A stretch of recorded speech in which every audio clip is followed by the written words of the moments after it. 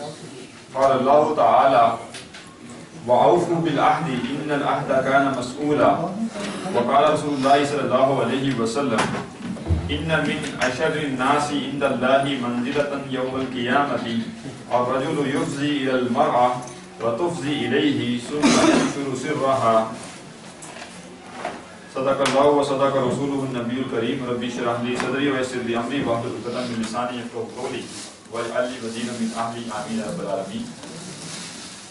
باب حفظ سر راز کو کی حفاظت کرنے کا باب، اسی سے اسرار بنتے ہیں راز، سر و علانی، راز کی حفاظت کرنے کا باب۔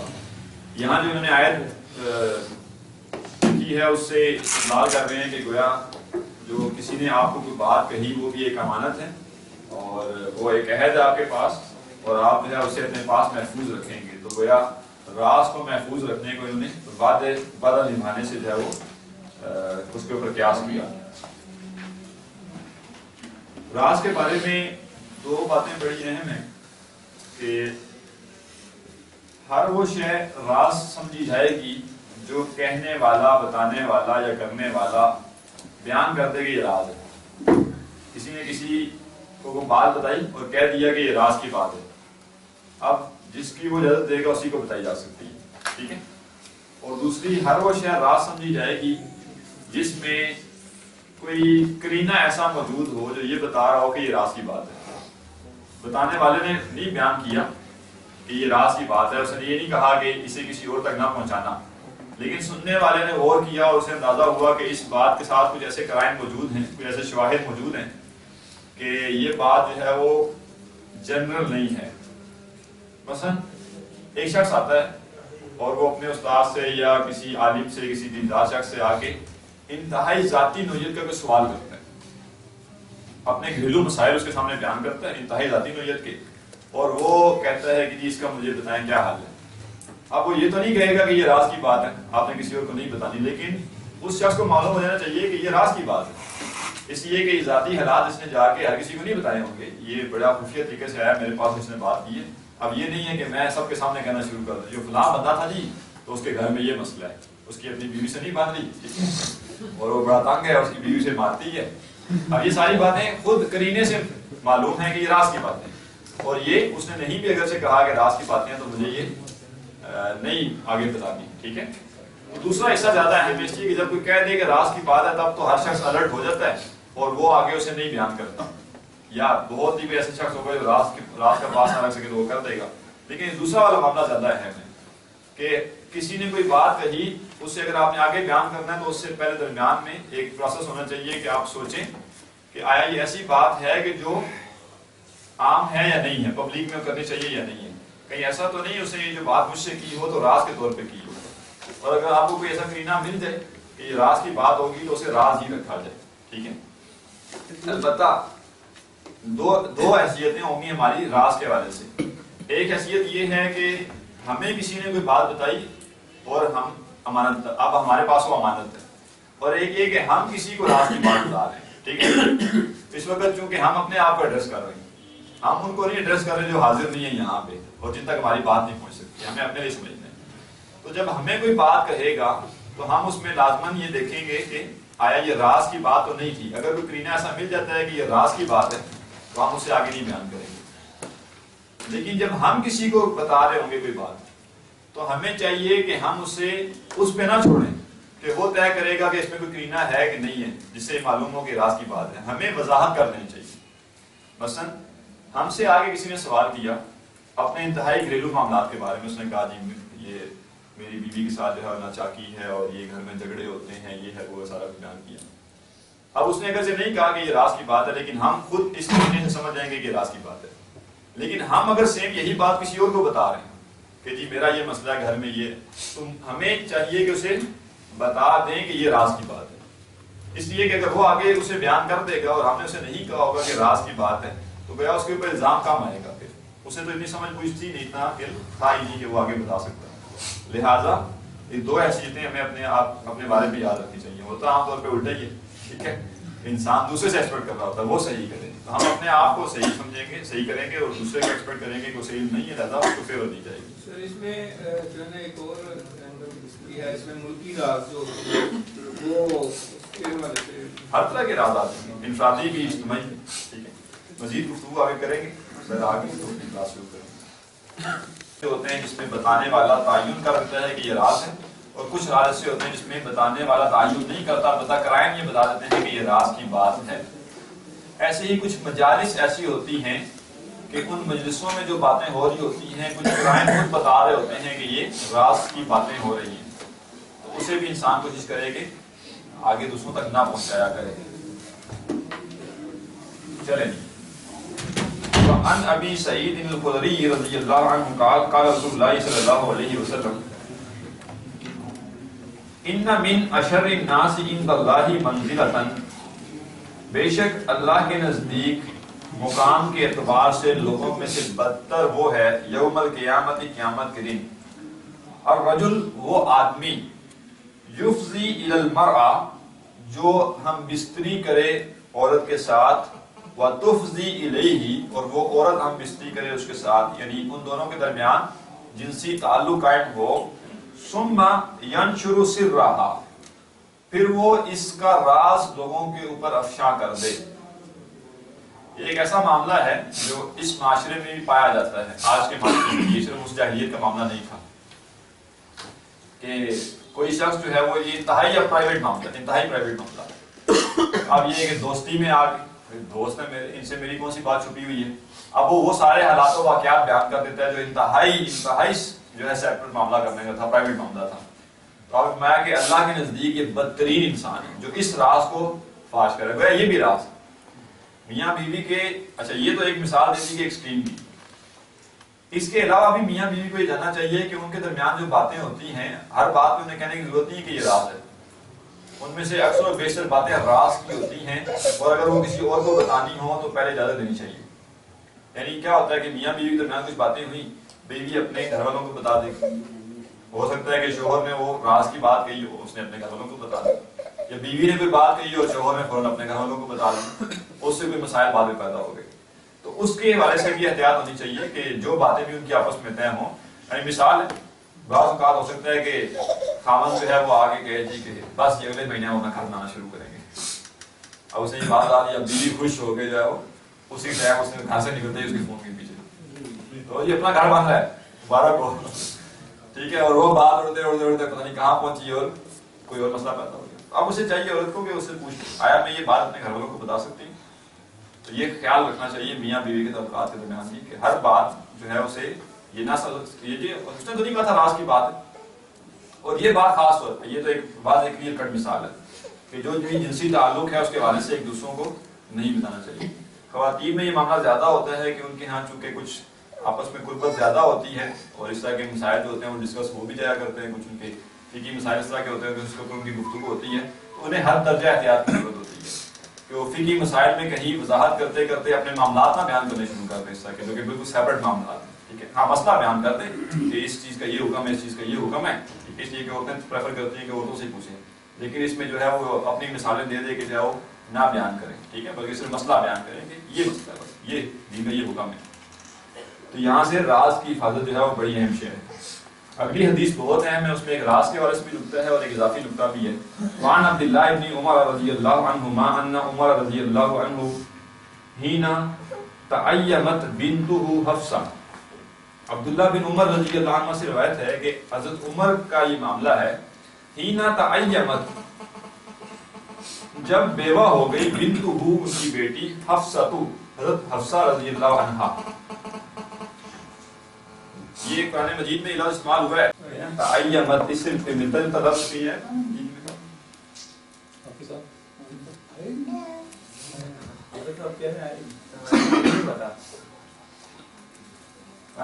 وان کی الایام منکم،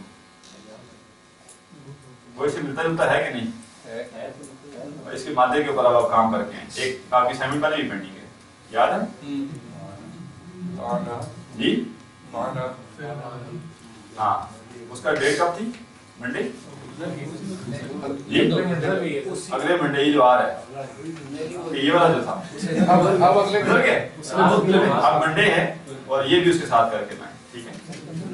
उसका मादा तलाश करें, बड़ा आसान है, आपको कोई भी डिक्शनरी लेंगे तो उसका मादा मिल जाएगा। और इसका मादा देखें क्या है,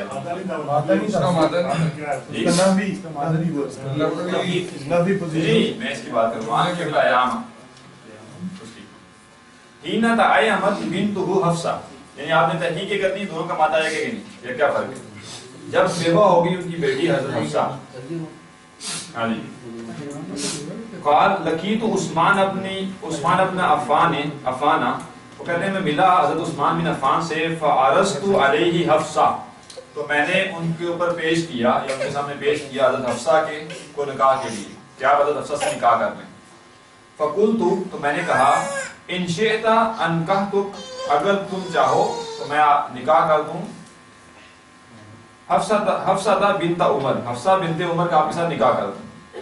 क़ाल, तो उन्होंने कहा, सअंज़ुरु फ़ी अम्री, मैं इस मामले में जरा सोचूंगा।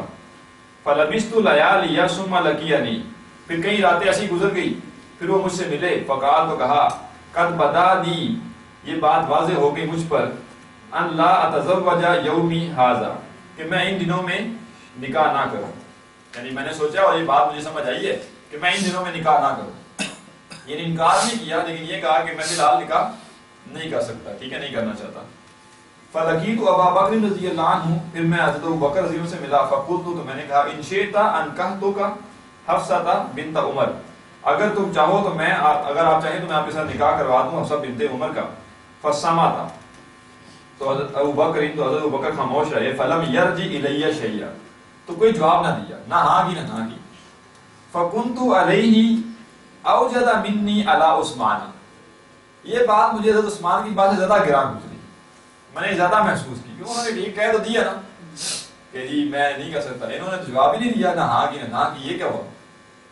फलबिसा लयाली, फिर कई रातें गुजर गई। सुम्मा खतबहन नबी सल्लल्लाहु अलैहि वसल्लम, फिर नबी सल्लल्लाहु अलैहि वसल्लम ने पैगाम भेजा निकाह के लिए, ठीक है, हज़रत हफ्सा के निकाह के लिए खुद नबी सल्लल्लाहु अलैहि वसल्लम ने पैगाम भेजा कुछ दिनों के बाद। फ़अनकहतुहा इय्याहु, तो मैंने हज़रत हफ्सा का निकाह करवा दिया नबी सल्लल्लाहु अलैहि वसल्लम से। फ़लकियनी अबू बकर, तो हज़रत अबू बकर मुझे मिले। फ़क़ाल, तो उन्होंने कहा, लअल्लाह का वजदता अलैया हीना अरस्ता अलैया हफ्सा, लक़द वजदता अलैया, तुमने मेरी बात को ना गिरान समझा होगा, ये मेरी बात तुम्हें नापसंद हुई होगी। हीना अरस्ता अलैया हफ्सा, जब तुमने हज़रत हफ्सा के निकाह के लिए मुझे ऑफर की थी। फलम अर्जी इलैका शैया, और मैंने तुम्हें कोई जवाब नहीं दिया था। फ़क़ुल्तु नाम, तो मैंने कहा हाँ ऐसे ही था, मुझे बुरा लगा था। क़ाल, फरमाया, फ़इन्नहु लम यमनअनी अन अर्जिया इलैक, कहते हैं मुझे नहीं रोका था इस बात ने कि मैं तुम्हें जवाब दूं, फीमा अरस्ता अलैया, उस मामले में जो तुमने मेरे सामने पेश किया। इल्ला अन्नी कुन्तु अलिमतु, मगर ये कि मैं जानता था, अन्न नबी सल्लल्लाहु अलैहि वसल्लम ज़करहा, कि नबी सल्लल्लाहु अलैहि वसल्लम ने हज़रत हफ्सा के निकाह का जिक्र किया था कि वो उनसे निकाह करना चाहते हैं। फलम अकुन लिउफ़शिया सिर्र रसूलिल्लाह सल्लल्लाहु अलैहि वसल्लम, तो मैं अल्लाह के रसूल का राज अफशान करने वाला नहीं था, क्योंकि ये बात राज थी। अब यहाँ पे वैसे गवाही मौजूद नहीं है कि अल्लाह के रसूल ने कहा था कि ये राज की बात है, लेकिन बस आपने खुद कंसीडर किया कि राज की बात है। अब हाँ भी नहीं कर सकते, ना भी नहीं कर सकते, क्यों, आगे बढ़ जाए। वलो तरा कहा नबी सल्लल्लाहु अलैहि वसल्लम कबिलतुहा, अगर अल्लाह के रसूल का इरादा वो अपना तर्क कर देते, उन्होंने जिक्र किया था लेकिन कोई तय तो नहीं किया था, तो अगर वो तर्क कर दे रहा था तो मैं कबूल कर लेता। इस वजह से मैंने ना हाँ की ना ना की, कि हाँ कर दूं मैं तो अल्लाह के रसूल चाहते थे कि वो निकाह करें, तो ये गलत हो जाएगा, और ना कर दूं अगर अल्लाह के रसूल ना करें तो गोया फिर ये समझेंगे कि इन्होंने भी नहीं करना चाहता, मैंने कोई जवाब नहीं दिया। यहाँ एक चीज तो अब ये आ गई कि राज को जो है वो राज रखना, ठीक है। दूसरी अहम चीज जो हमारे माशरे में बड़ी एक वो पक्की रस्म बन चुकी हुई है कि लड़की के निकाह के लिए बैठ के इंतजार करेंगे घर में, या काम खाके टोटके आजमाएंगे, और अगर कोई रिश्ता नजर आता है तो उसको जाके नहीं कहना, या उसको कहना भी है तो किसी के जरिए कहना, और वो जरिया हो सकता है कोई गड़बड़ कर दे बीच में, वो बात एक तरह से पहुंचाए ना। तो ये ऐसा मसला नहीं है कि लड़के वाले ही रिश्ता लेकर देंगे। कोई भी शख्स जिसकी बेटी है, बहन है, कोई भी है, वो समझता है कि ये शादी करनी है, माने चाहे वो कुंवारी है चाहे वो बेवा है, वो अगर किसी को काबिल देखता है कि इससे हो जानी चाहिए तो उसे ऑफर कर सकता है, और अगर वो रिजेक्ट कर देता तो कोई मसला नहीं है, इससे कोई तौहीन नहीं समझना चाहिए अपनी, ठीक है। کہ وہ جی اس نے تو شادی نہیں کی تو گیا اس نے مجھے بھی یعنی میری بیٹی پہ شک کیا ہے یا یہ کیا ہے، ایسی بات نہیں ہے. آپ اگر چاہتے ہیں کہ میری بیٹی کا رشتہ ہو، میری بہن کا رشتہ ہو اور کوئی قابل انسان نظر آتا ہے تو اس سے ذکر کر دیا جائے. وہ قبول کر رہے ٹھیک ہے، نہ قبول کرے تو نہ صحیح. تو یہ نہیں کرنا چاہیے کہ بس بیٹھے انتظار کرتے رہے، بیٹھے انتظار کرتے رہے. ٹھیک ہے، تو یہ ہونا چاہیے، تھوڑا سا اسے بھی رواج دینا چاہیے. سر ایک اور اس میں جو پوائنٹ بڑا اہم سمجھ آ رہا ہے وہ یہ ہے کہ اگر کسی کے راز کی وجہ سے آپ کسی کو کلیئر نہیں کر سکے تو بعد میں اس کو کلیئر کر دیں جب اس کا راز نہ رہے. ہاں جی، اپنا معاملہ کلیئر کروا لیں کہ یار. تو آگے ایک اور حدیث آ رہی ہے اس کے بارے سے کہ جب آپ کے پاس کوئی راز ہو اور اس سے متعلق کوئی پوچھ رہا ہو تو کیا کرنا ہے. ٹھیک ہے. وعن عائشہ رضی اللہ عنہا قالت کن ازواج النبی صلی اللہ علیہ وسلم عنده. حضرت عائشہ فرماتی ہیں کہ ہم نبی صلی اللہ علیہ وسلم کی بیویاں یعنی ساری بیویاں جو تھی آپ کے پاس تھی. فاقبلت فاطمہ رضی اللہ عنہا تمشی. تو حضرت فاطمہ رضی اللہ عنہا چلتی ہوئی آئی. ما تخطئ مشیتها من مشیتی رسول اللہ صلی اللہ علیہ وسلم شیئا. لفظی ترجمہ ہوگا نہ خطا کیا حضرت عائشہ حضرت فاطمہ کی چال نے اللہ کے رسول کی چال میں سے کچھ بھی. بہذا ترجمہ یہ ہے کہ حضرت عائشہ کا چلنے، حضرت فاطمہ کا چلنے کا انداز ہو بہو رسول اللہ کے چلنے کے انداز جیسا تھا. دونوں بالکل ایک ہی جیسے چلتے تھے، ان کی چال بالکل ایک جیسے، بالکل ایسے سملر. یہ وہ ان دنوں کی بات ہے جب نبی صلی اللہ علیہ وسلم جو ہے وہ وفات کے قریب تھے. ٹھیک ہے، آخری دنوں کی بات. فلما رآہا، پھر جب نبی صلی اللہ علیہ وسلم نے حضرت فاطمہ کو دیکھا، رحب بها وقال مرحبا بابنتی. آپ نے کہا کہ خوش آمدید کیا انہیں اور انہیں کہا کہ میری بیٹی کو خوش آمدید. ثم اجلسها، پھر انہیں بٹھایا عن یمینہ او عن شمالہ، اپنے دائیں طرف یا اپنے بائیں طرف. ثم سارہا، پھر انہیں راز بتایا.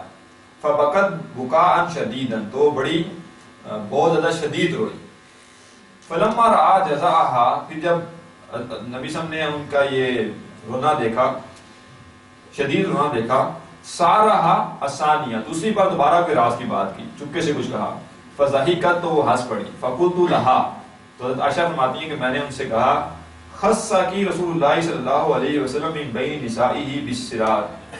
اللہ کے رسول نے اپنی بیویوں میں سے، اپنی بیویوں کے ہوتے ہوئے یا سارے اپنے جو قریبی ہوتے ہیں ان میں سے تمہیں مخصوص کیا اپنا راز بتانے کے لیے. ثم انت تبکی، پھر تم روتی ہو. یعنی یہ جو فضیلت ہے کہ ساری بیویوں کو چھوڑ کے تمہیں ایک راز کی بات ہے، یہ تو بڑی فضیلت کی بات ہے، خوش ہونے والی بات ہے، اور تم رو رہی ہو. فلما قام رسول اللہ صلی اللہ علیہ وسلم سألتها، پھر جب اللہ کے رسول اٹھ گئے یعنی وہاں نہ رہے، یعنی یا یہ وہ الگ ہو گئی. سألتها، تو میں نے ان سے پوچھا ما قال لك رسول اللہ صلی اللہ علیہ وسلم، اللہ کے رسول نے تمہیں کیا کہا تھا. قالت، تو وہ بولی ما كنت لأفشي على رسول اللہ صلی اللہ علیہ وسلم سرہ، میں اللہ کے رسول کا راز جو ہے وہ افشا کرنے والی نہیں. کیا مطلب؟ اللہ کے رسول نے انہیں یہ نہیں کہا تھا کہ یہ راز کی بات ہے، لیکن کرینہ موجود تھا کہ یہ راز کی بات ہے. وہ کرینہ کیا تھا؟ 12 بندوں کے بیٹھے ہوئے کان میں بات گئی تو راز کی بات ہی ہوئی نا. ایسے ہی کوئی بندہ سارے بیٹھے ہوئے لکھ کے کوئی کاغذ دے دیتا اسے، تو اب وہ راز کی بات ہوگی بس. ٹھیک ہے. فلما توفی رسول اللہ صلی اللہ علیہ وسلم، پھر جب اللہ کے رسول وفات پا گئے، قلت، تو میں نے کہا عزمت علیکی بما لی علیکی من الحق. عزمت علیکی، میں نے تم پر ارادہ کیا، بما لی علیکی من الحق، اس شے کے ساتھ جو تم پر میرا حق ہے. کیا مطلب؟ والدہ ہے نا، تو میں اپنی اب والدہ ہونے کا حق تم پہ جتاتی ہوں. ٹھیک ہے. اور کیا ہے وہ؟ لما حدثتنی ما قال لکی رسول اللہ صلی اللہ علیہ وسلم، اب بتانا پڑے گا تمہیں کہ اللہ کے رسول کیا کہا تھا. وہ بات اب مجھے بتانی پڑے گی اس ماں کی جو ہے وہ حق کی وجہ سے. فقالت، انہوں نے کہا ام الآن فنعم، میں کہا ہاں اب جو وقت آ چکا ہے اب ایسا ٹھیک ہے. اما ہینا سارانی فی المرۃ الاولی، رہا معاملہ کہ جب پہلی بار آپ نے مجھے راز کی بات کہی، فاخبرنی، تو آپ نے کہا کہ ان جبریل کان یعارضہ القرآن، کہ جبریل علیہ السلام کانا یعارضہ، عرض پیش سے ہے، حضرت جبریل پیش کیا کرتے تھے آپ کے سامنے قرآن کو، فی کل سنۃ مرۃ او مرتین، ہر سال ایک دفعہ یا 2 دفعہ. یہ مرتین جو ہے یہ راوی کا شک ہے، یہ باقی روایات سے کلیئر ہو جاتا ہے کہ مرتن ہے یہ ایک دفعہ. ٹھیک ہے، یہ اضافی ہے مرتين، وَأَنَّهُ عَارَضَهُ الْآنَ مرتين، اور اس میں بھی گویا یہ روایت خود گواہی بھی دے رہی ہے. اور اس دفعہ حضرت جبریل نے قرآن مجید کا 2 دفعہ دور کیا، یعنی ہر دفعہ رمضان میں حضرت جبریل آتے تھے اور جتنا قرآن نازل ہو چکا ہوتا تھا وہ 2 ایک ہوتا تھا. جیسے ہوتے ہیں جو حافظ جنہوں نے سنانا ہوتا ہے وہ ایک دفعہ پورا کسی کو سناتے ہیں، ٹھیک ہے، ایسے ہی حضرت جبریل سنایا کرتے تھے اور رسول جو ہے وہ سنتے تھے. تو اس دفعہ انہوں نے 2 دفعہ دور کروایا. کیا مطلب کہ کچھ اسپیشل ہے. وَإِنِّي لَا أُرَى الْأَجَلَ إِلَّا قَدِ اقْتَرَبَ، اور میں نہیں دیکھتا مدت کو یعنی وفات کو مگر وہ قریب آ چکی ہے. فَاتَّقِ اللَّهَ وَاصْبِرِي، بس اللہ کا تقوی اختیار کرو اور صبر کرنا. فَإِنَّهُ نِعْمَ السَّلَفُ أَنَا لَكَ، تو میں کیا ہی خوب پیش رو ہوں تمہارے لیے، یعنی میں جو آگے جا رہا ہوں تو کیا ہی خوب تمہارا پیش رو ہوں گا. ٹھیک ہے، یہ بھی بڑی اہم شے ہے کہ ہمارے ہاں ایک جو وفات کے بارے میں تصور ہوتا ہے، ایک تو غم ہے نا بچھڑنے کا، کوئی میرے ساتھ رہتا تھا تو اس کا ایک بچھڑنے کا غم ہو گیا، جگہ ہے محسوس ہوتا ہے بندے کو. لیکن ایسے سوچا جاتا ہے جیسے وہ کہیں جا کے گویا غرق ہو گیا، جو فوت ہوا وہ گویا جا کہیں جا کے غرق ہو گیا، کہیں غلط جگہ چلا گیا. یہ نہیں ہے معاملہ، جو بھی اس دنیا سے گیا وہ ایک اور جہان میں گیا ہے. اب اگر وہ اچھا تھا تو اس کی وہاں پہ اس کے لیے اس دنیا سے بہتر زندگی شروع ہو گئی ہے. تو ایک ہے اپنے سے بچھڑنے کا غم، یہ تو ہونا چاہیے بندے کو، روتا بھی ہے. لیکن یہ تصور کرنا یا ایسے سے بہیو کرنا کہ پتہ نہیں وہ کہاں چلا گیا یا اس کے ساتھ کیا جو ہے وہ، جیسے کوئی ہندو ہے ان کا کوئی بندہ مار گیا تو ان کے ساتھ کوئی آفت نہیں ہے، ایسا معاملہ نہیں ہونا چاہیے ہمارے یہاں. ایسا آپ نے کہا میں تمہارا کیا ہی اچھا پیش رو، یعنی تم نے بھی آنا ہے کل، ٹھیک ہے، اور میں تم سے پہلے آگے جا رہا ہوں.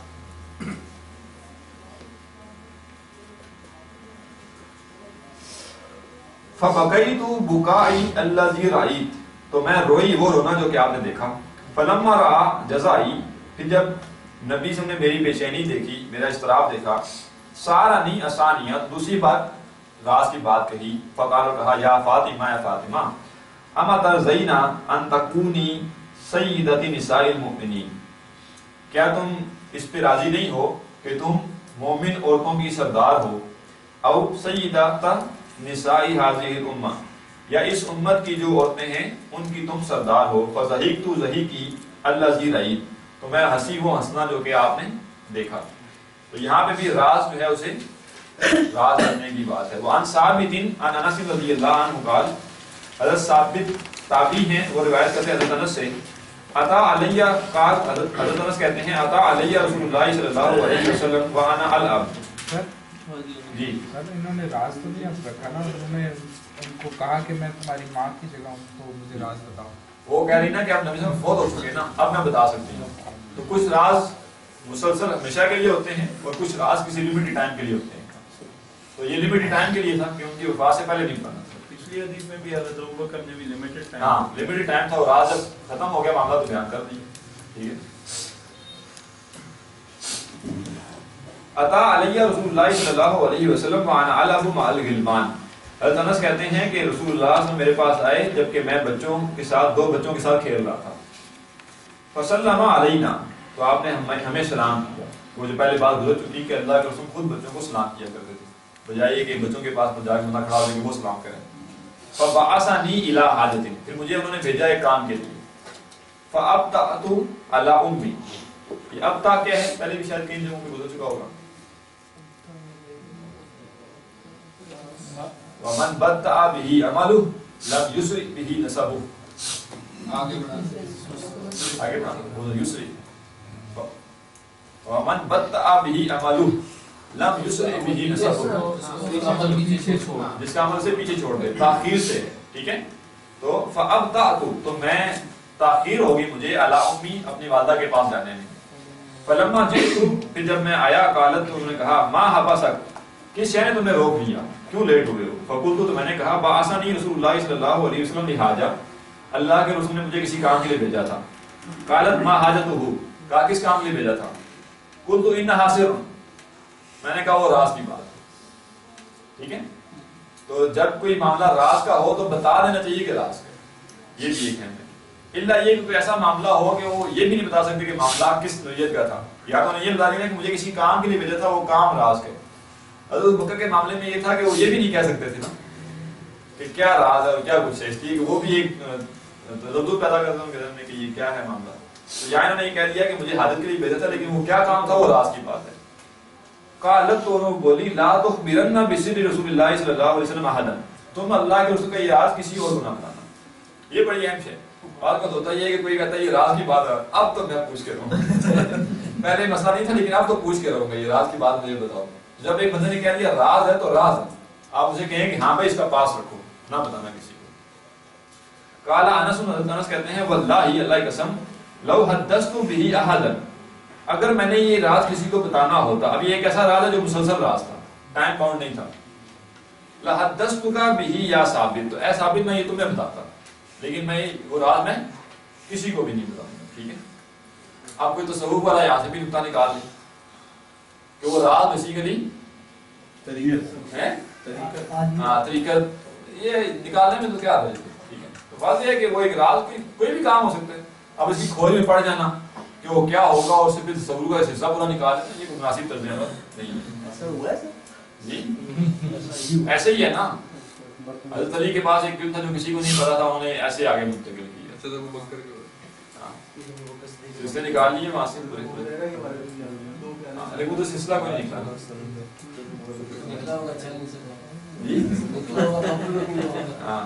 باب الوفاء بالعہد، وعدہ پورا کرنا، و انجاز الوعد، اور یہ بھی وعدہ نبھانے سے متعلق ہے.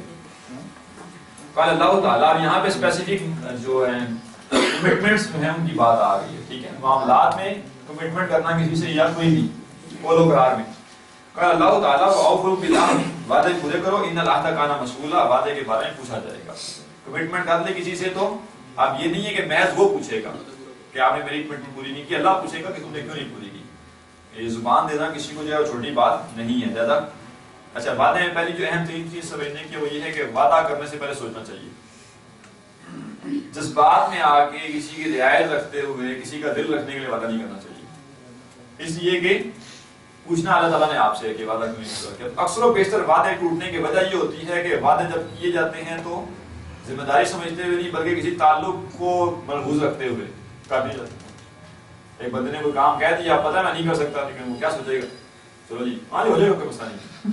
اب کیسے ہو، اسے سوچو پہلے یہ میں کام کر سکتا ہوں کہ نہیں کر سکتے ہو تو کہو ہاں جی میں کر لوں گا. نہیں کر سکتے تو اسے کہو بھائی میں نہیں کر سکوں گا، میں وعدہ نہیں کرتا، میں کوشش کر لوں گا. یہ آپشن ہے کہ یہ ایک ایسا کام ہے کہ کوشش کروں. جی سر بڑے کہتے ہیں وعدہ نہیں کرنا چاہیے، ارادہ کرنا چاہیے. ہاں ٹھیک ہے، یہ بھی غلط ہے کہ وعدہ کرنا ہی نہیں چاہیے. جب آپ وعدہ کر سکتے ہیں تو وعدہ کریں. ٹھیک ہے، جو کام آپ کے پاس میں ہے آپ سمجھتے ہیں میں کر سکوں گا، گمان ہے، لیکن یہ کام آپ کو پتا بہت مشکل ہو جائے گا تو آپ اسے یہ کہہ سکتے ہیں میں وعدہ نہیں کر سکتا، میں کوشش کر سکتا ہوں اس کے لیے. ٹھیک ہے، پھر کوشش کریں. سر ابھی جب کریں گے ارادہ تھا نہیں یہ میں تو قسمیں لوں گا نا. ٹھیک ہے، اس لیے کہ یہ ارادہ ہوا تو پھر ہمارے ارادے نہیں پورے ہو سکتے. آپ کے ارادے کیجیے گا جی آپ لوگ ارادے کیجیے. وَأَوْفُوا بِعَهْدِ اللَّهِ إِذَا عَاهَدتُّمْ، اور اللہ کے وعدے پورے کرو جب تم وعدہ کرو. بیسیکلی یعنی وعدے اللہ سے بھی ہیں، وعدے انسانوں سے بھی، دونوں پورے کرو. یا ایھا الذین آمنوا، لوگوں جو ایمان لائے ہو، اوفوا بالعقود، کمٹمنٹس اپنی پوری کرو. یا ایھا الذین آمنوا لم تقولون ما لا تفعلون، اے ایمان والو جو تم کہتے ہو کرتے کیوں نہیں. یہ وہی بات، کمٹمنٹ کر لی ایک یا ایک بات طے کر لی، ایک بات پہ ہاں کر دی اور وہ کیا نہیں انسان نے، تو وجہ یہ بنی کہ اسے سوچ سمجھ کے نہیں کیا.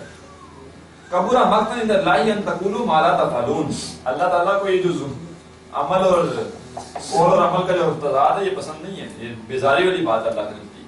ایک بندہ منہ سے کہتا ہے ہاں ہاں یہ بھی ہو جائے گا، وہ بھی ہو جائے گا، وہ بھی ہو جائے گا، اور کرے کچھ بھی نہ. عن ابی ہریرہ رضی اللہ عنہ ان رسول اللہ صلی اللہ علیہ وسلم قال آیت المنافق ثلاث، منافق کی 3 نشانیاں ہیں. اذا حدث کذب، جب بولے تو جھوٹ بولے، جب بات کرے تو جھوٹ بولے. واذا وعد اخلف، وعدہ جب کرے تو وعدے کی خلاف ورزی کرے.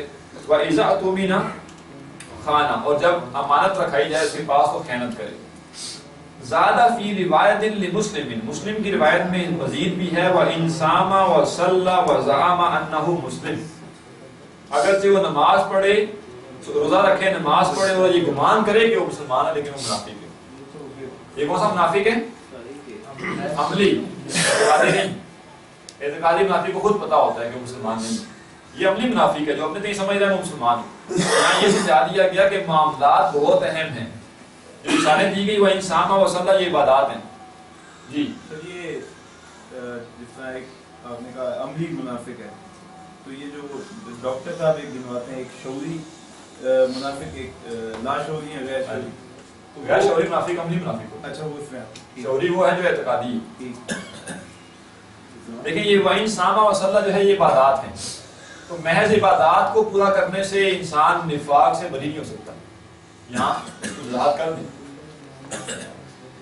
وعن عبد الله ابن عمرو ابن العاص رضی اللہ عنہ ان رسول اللہ صلی اللہ علیہ وسلم قال، حضرت عبداللہ بن عمرو بن عاص رضی اللہ عنہ سے روایت ہے کہ رسول اللہ صلی اللہ علیہ وسلم نے فرمایا اربع من کن فیہ، جس میں یہ 4 باتیں ہوں، کانا منافقا خالصا، وہ پورا خالص منافق ہے. ومن کانت فیہ خصلۃ منہن، اور جس کے اندر ان میں سے کوئی ایک خصلت پائی جائے، کانت فیہ خصلۃ من النفاق، تو اس کے اندر گویا نفاق کی بھی ایک خصلت ہے. ایک صفت پائی جا رہی ہے 25% منافق ہے، 2 پائی جا رہی ہے 50% منافق ہے، اور یہ بھی عملی ہے. حتی یدعہا، یہاں تک کہ اس خصلت کو چھوڑ دے، یعنی چھوڑ دے گا تو بری ہو جائے گا اس نفاق سے.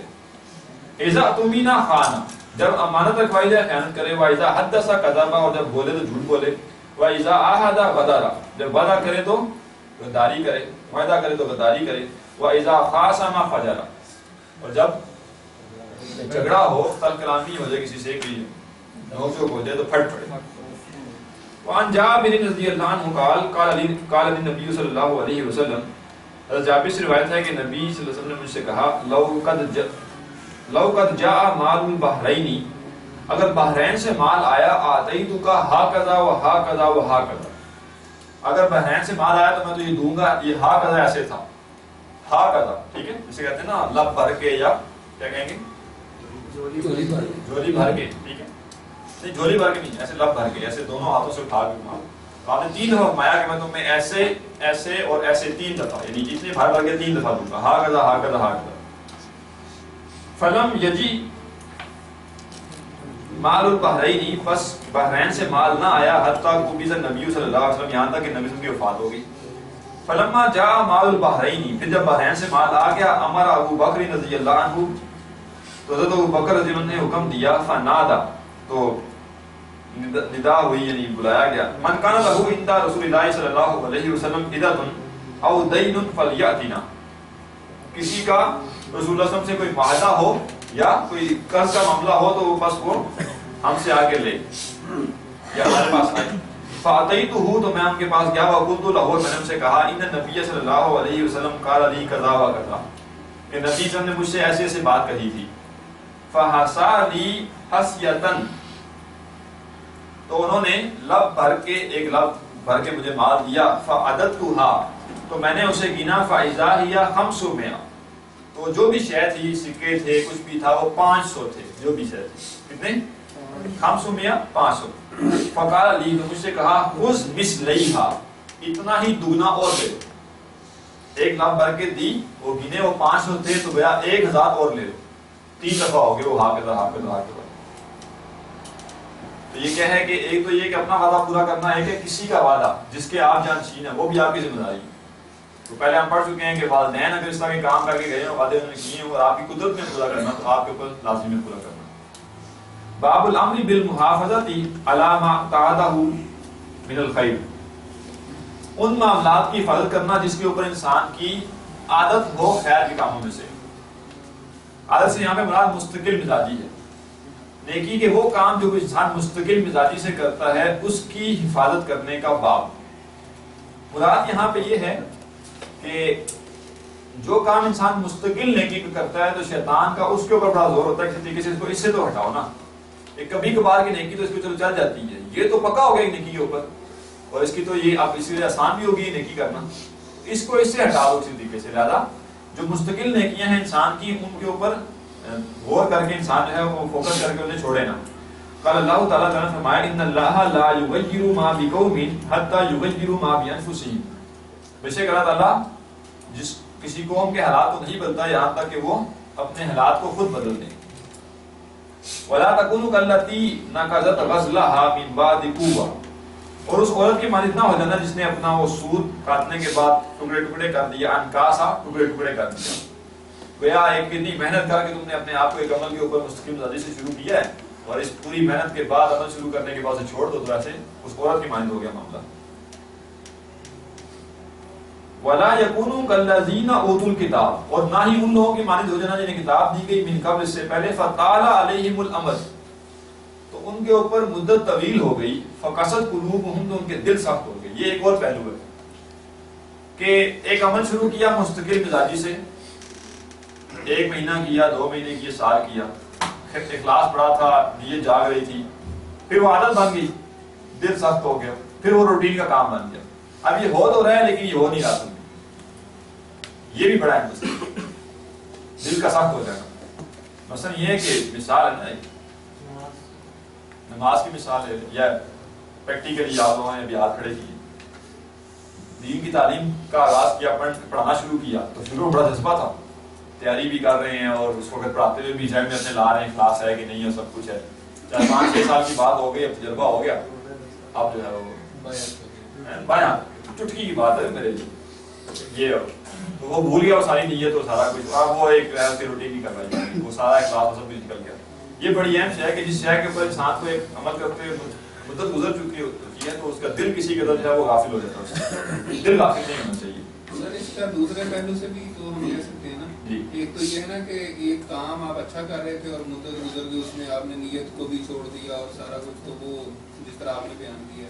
دوسرے اس کا یہ پہلو بھی ہو سکتا ہے نا کہ ایک کام آپ کر رہے تھے، ایک تو مستقل مزاجی سے اچھا کام کرنا ہے، پھر ایک ہے کہ کبھی کبھی آپ کر لیتے ہیں وہ بھی آپ چھوڑ دیں اور مستقل مزاجی سے چھوڑ دیں اور سارا کچھ چھوڑ دیں آج تک، تو پھر جو ہے نا بالکل یہاں تو یہ مستقل مزاجی سے متعلق ہے نا، نہیں بات چونکہ وہ پڑھ رہے نا کہ جو کام انسان مستقل مزاجی سے کرتا ہے ان کی حفاظت کا باب، اس کے اندر یہ آیت لا رہے ہیں استدلال کر سکتے کہ اہل کتاب جو تھے وہ میری ایک اچھے عمل پر تھے، لیکن جب مدت گزر گئی تو بظاہر تو عمل موجود تھا، مثلا یہ کہ دین کا کام وہ کر رہے تھے، آج تک کر رہے ہیں، لیکن وہ جو جذبہ اخلاص کا تھا وہ اس میں سے نکل گیا، روح نکل گئی اس کام میں سے.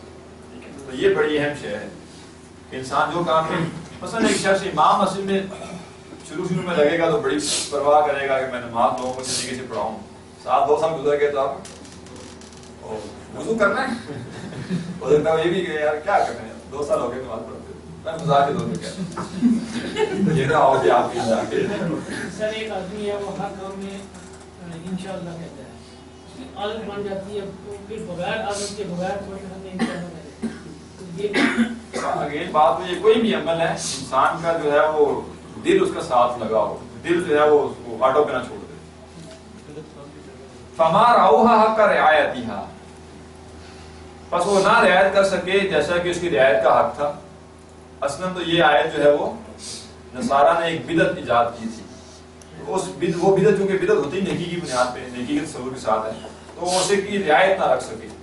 تو یہاں سے ایک نقطہ اور سمجھنے کا بڑا ہے، کسی مفسر نے اس آیت کا یہ مفہوم بیان کیا ہوگا جو انہوں نے بیان کیا، تو یہ تفسیر بھی رائے ہوگی. جی اس میں یہ بات تو آتی ہے نا کہ وہ اس پہ مستقل مزاجی سے قائم نہیں رہ سکتے. ہاں وہ بدعت کی بات تھی نا، یہ تو اسے استدلال کر رہے ہیں کہ جو عمل شروع کرو تو اس کی رعایت رکھو گے. نظر ایک اعتبار سے نظر کی اس میں بھی آ جاتا ہے کہ اگر آپ سے نظر مانتے ہیں. بات اصل میں یہ ہے کہ قرآن مجید کی تفسیر ایک ٹیکنیکل چیز ہے، سیپریٹ ہے. وہ قرآن مجید سے کوئی نقطہ اخذ کر کے انسان اسے عمل بھی کرے، یہ سیپریٹ چیز. یہاں یہ تفسیر نہیں کر رہے، استدلال کر رہے ہیں. تو استدلال قرآن کی کسی آیت سے بھی انسان اپنے لیے کسی کام بھی نہیں کر سکتا بشرطے کہ وہ دین کے حدود کے اندر ہو. یہ نہ ہو کہ قرآن مجید کی کسی آیت سے استدلال کر کے جو ہے چلے کاٹنے شروع کر دے. ٹھیک ہے جی. تو اس میں یہ پوائنٹ بھی آ جائے گا کہ جو آپ کام کرنا چاہ رہے ہیں وہ ایسا ہو کہ آپ اس کو کنٹینیو رکھ سکتے ہو، وہ بہت ہی امپاسبل اور امپریکٹیکل نہ ہو. تو وہ جس طرح یہ اس آیت میں جو شروع کی تھی، یہ نقطہ بھی ہو سکتا ہے کہ جو کام انسان کرے تو وہ اسے سوچ سمجھ کے کرے. ٹھیک ہے، اور جس کو انسان نے شروع کر دیا اس کی رعایت رکھے. یہ نہیں ہے کہ شروع کر دیا پہلے اور پھر رعایت ہی رکھی اس کی. سر اس ایک اور پوائنٹ ہے بدعت کے حوالے سے جو پڑھ رہے تھے نا، اس میں یہ بات آئی تھی، کچھ لوگ کہتے ہیں کہ یہ جو ہے نا اللہ تعالیٰ نے کہا کہ انہوں نے اس کی رعایت کا حق ادا نہیں کیا، انہوں نے بدعت شروع کی تھی. وہ کہتے ہیں کہ جی اگر وہ حق ادا کر لیتے تو پھر بدعت جائز تھی. بیسیکلی اس سے مراد یہی ہے، اس پہ بڑا اٹھاتے ہیں پوائنٹ. یہ ان کے اوپر اعتراض نہیں کیا جا رہا، یہ ان کی بدعت کے بدعت ہونے کی دلیل ہے. سمجھ آئی بات کہ نہیں؟ اللہ نے جو دین دیا وہ فطرت پہ ہے، اسے قائم رکھنا پاسبل ہے. اور جو بدعت ایجاد کی جائے گی وہ غیر فطری شے ہوگی، وہ اعتدال سے ہٹی ہوئی شے ہوگی، تو اسے بدعتی بھی قائم نہیں رکھ سکتا۔ لہٰذا آپ دیکھیں کوئی بدعت جو ہے وہ قائم نہیں رہتی، اس کی شکلیں بدلتی رہتی ہیں، وہ دائیں بائیں ہوتی رہتی ہے، خالص اللہ کا دین ہی قائم رہتا ہے۔ تو بیسیکلی یہ تو بدعت کی ڈیفینیشن بن جائے گی کہ جب وہ ایک شے انہوں نے اپنے پاس سے نکالی تو نتیجہ یہ نکلا کہ اسے وہ خود بھی نہیں برقرار رکھ سکے، تو گویا یہ علامت ہے اس چیز کی بدعت ہونے کی۔ یعنی آپ کہہ رہے ہیں کہ اس طرح ایک بلڈنگ موجود ہے کہ وہ کر ہی نہیں سکتے تھے، یعنی سوال ذہن میں یہ واقعی آتا ہے کہ اگر انہوں نے، ہم کہہ رہے ہیں کہ انہوں نے بدعت ایک شروع کی اور اللہ تعالیٰ کہہ رہے ہیں کہ انہوں نے یہ کام شروع کیا اور اس کی رعایت نہیں رکھ سکے نا، وہ اس کا پورا نہیں انہوں نے کیا، تو اگر وہ پورا کر لیتے تو کیا وہ جائز تھی؟ یہ سوال ذہن میں آتا ہے۔ سوال اس کا جواب یہی ہے کہ اللہ تعالیٰ یہ نہیں کہہ رہا کہ وہ پورا کر لیتے تو جائز تھی، یعنی اگر وہ کرتے تو کوئی بات ہوتی۔ بات یہ ہے کہ اس بدعت کی ہی بارے میں بتایا جا رہا ہے نا، کہ وہ شاید تھی ایسی کہ وہ جائز، وہ اس کو کنٹینیو کر ہی نہیں سکتے تھے، بدعت تھی، اور بدعت ہوتی بھی نہیں ہے کنٹینیو۔ اور شکلیں آپ دیکھیں نا، عید میلاد النبی آج سے 100 سال پہلے کیا تھی اور آج کے شکلیں بدلتی رہتی ہیں اس کی۔ نماز ایک شے ہے اور کانسٹنٹ چلی آ رہی ہے آج تک، جو بدعات ہوں گی وہ بدلتی رہیں گی، کچھ اور ایڈ ہو جائے گی اور کچھ جو ہے وہ بیٹھنے کے نیچے انڈے بچے دیتی رہتی ہیں۔ چلیں آگے، کون سا بدعت کہنا ذرا مشکل ہوگا اس کو، لیکن یہ کہ اسلام کی تعلیمات کے مطابق نہیں ہے۔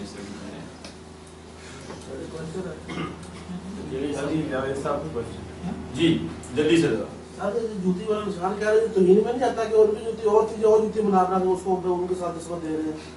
میں بدعت موضوع نہیں ہے فی الحال، آگے چلیں۔ وعن عبد الله ابن عمرو بن العاص رضی اللہ عنہما قال رسول اللہ صلی اللہ علیہ وسلم، حضرت عبداللہ بن عمرو بن العاص رضی اللہ عنہ سے روایت ہے کہ رسول اللہ صلی اللہ علیہ وسلم نے مجھ سے کہا، یا عبداللہ لا تکن مثل فلان، فلان شخص کی مانند نہ ہونا، کانا یقوم اللیل، وہ رات کو کھڑا ہوا کرتا تھا، فترہ کا قیام اللیل، تو اس نے پھر رات کو قیام چھوڑ دیا۔ تو یہ حدیث پہلے بھی ہم پڑھ چکے ہیں، اس سے استدلال کر رہے ہیں کہ جو شے انسان مستقل کرے اس کی پھر حفاظت کرے، اس لیے کہ شیطان اسے ختم کرنے کی پوری کوشش کرے گا۔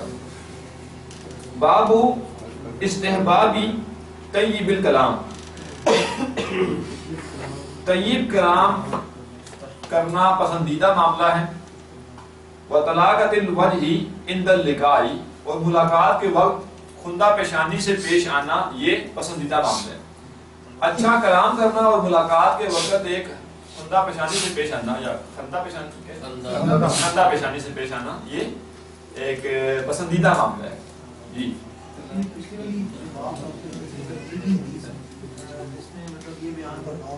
لگ رہا ہے کہ اتنا ایکسٹریم پہ نہ لے جاؤ کہ عمل کو کنٹینیو نہ رکھیں۔ نہیں، وہ تو ہم پہلے پڑھ چکے ہیں نا کہ انہوں نے زیادہ عمل کی بات کی تو آپ نے کہا تھا کم کرو، لیکن اس کے بعد آپ نے کہا کہ آپ جو تم کر رہے ہو یہ جاری رکھنا ہے، اب یہ نہ ہو کہ اسے چھوڑ دو۔ یہ تو انڈرسٹوڈ پہلے بھی ہم پڑھ چکے ہیں کہ انسان آپ اتنا ہی عمل اختیار کریں جتنا اس کی وسعت میں ہے، زیادہ نہ ہو، لیکن جو کر لے پھر اس کے اوپر وہ دوام اختیار کرے، چھوڑے نہیں۔